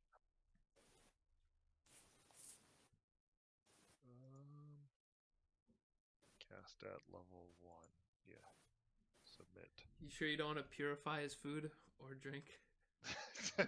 I was gonna change that and I forgot. Don't give me. Okay, Peyo, take 7 points of HP as you are no longer mortaled. But still very bloodied. My phasing lowers. Stops. Yep. And then as a bonus action, I would like to cast Healing Word on Peyo. Oh, groovy. Yeah, go for it. Or wait, is Healing Word a cantrip? No, it's a level 1. Okay, Or you can only cast 1 spell slot per turn. even if it's a bonus, I guess. Yep, because it's still a spell slot. So you can't use 2 Got it. spells. Yep. Can I use Balm of the Summer Court then? Since Yeah. it's Nope, a that's bonus action? yeah, you can. As a bonus action, you can use a feature because it's not a spell slot, it's a feature dice. So, Cool. yeah, go ahead and roll up 1 or 2 d6. I'll do 2. Okay. /R 2d6. 9. Nice. Peyo, you take another 9 HP. Nice. And Peyo is almost out of bloodied. Like, you damn near brought him out of bloodied, man. You took him from almost dead. What does that look like? Peyo has just got a stinger pulled out of him. Oh, did I roll the bite attack? I didn't even roll the bite attack for the Waverin. Oh my god, I'm alive. Oh no, this fuck! I could have totally knocked you, man, and I You forgot. I rolled 9d6 for all that damage, and after that, Holy shit. I was like satisfied. I was like, oh hell yeah! I totally forgot that I could have. This bite attack's gonna go to Eliard though. Since that stinger would have, as the Waverin, I would have stung you. It wouldn't have hit anyways. Damn it. 11 doesn't hit you, Eliard. Yeah. Okay. Anyway, sorry about that, Eliard. You could have taken some bite damage. But yeah. What does that look like as you heal him from all that poison that was just stuck into him from the stinger? I think it's kind of I don't know the word. It's like not sensual, but it's kind of it's an intimate moment. Yeah, it's some TLC. Yeah. With his big furbog hands. Yeah, like a good rub down. Peyo's like maybe blinking in and out of existence, just finally like, yes, the sweet great beyond. Please take me. And then like the blurriness in his eyes starts to heal, and it feels like he just butt chugged a Red Bull, and he's like, what the fuck? And then suddenly he's back and he's looking at you right in the eyes, and you're like, hey man, welcome back. I could have been a king again. And then he's like, no, motherfucker. Welcome back. Surprise. And your shrunken head goes, mabu dabu. Exactly. Okay. Awesome. Eliard, it's your turn, dude. You still alive? Yeah, I'm still alive. Hell yeah, bro. So I'm not gonna take any chances here, and I'm just gonna cast Magic Missile. Point blank Point magic blank. missile. Yeah, hell yeah. Just put the damn dog down. Yeah, so roll 3 d4s plus 1 each. Oh yeah, you got that. Press that 2 more times. Did it go through? You have to press it 2 more times. Okay, so you deal 10 damage. And what does it look like when you defeat the Waverin? It's just like all these flaming missiles kind of, I guess, like come out from behind me. Like I was really hoping they would shoot from your eyes like the X-Men guy, Cyclops. Oh, Cyclops. No, they come out from behind me, and you see them like kind of all spring up, and then they all converge like simultaneously. It's like they come out of a different plane. They come out from the fire genie plane. Exactly. Nice, man. And just fucking boom, boom, boom, boom, boom. Yeah. Rattle him. That's awesome. And as it does the Waverin swinging left to right in its long neck like a drunk giraffe, swinging in the air. It makes this like bleeding, dying, screeching sound as it falls over, and its tongue like rolls out, and just this like stinky gas comes out of its opening wounds, and it's just laying there like Ew. a giant dead carcass of mean wyvern. And as you turn around, you can see Captain Moore is at the bottom of the airship, and Izzy is like throwing down to her this like almost like mithril shiny net thing. It's like it looks like a netting of some kind. It's very mithril like, and she's holding it as she's running backwards, like pulling it away from the ship, like you'd pull a tarp over a wet baseball field. She's like running out, holding this like sparkling net, and then Izzy goes, "Whoa, whoa, whoa, whoa!" And then Captain Moore turns around and she looks at you guys and puts a little smirk on her face, and she lets go of the netting and she just nods up to Izzy, and he's reeling it back up. Walking over to you, she says, "Well, adventurers, that was quite the fight. I was very alarmed for a moment." And she puts her hand on you, Peyo. I'm kneeling next to the wyvern, Yeah. taking my whip, and I'm trying to take out one of its teeth. By like tying it to the whip. Yeah, okay. Yeah, you know, like when a kid's got a loose tooth. Yeah, and you're trying to yank it out with the whip.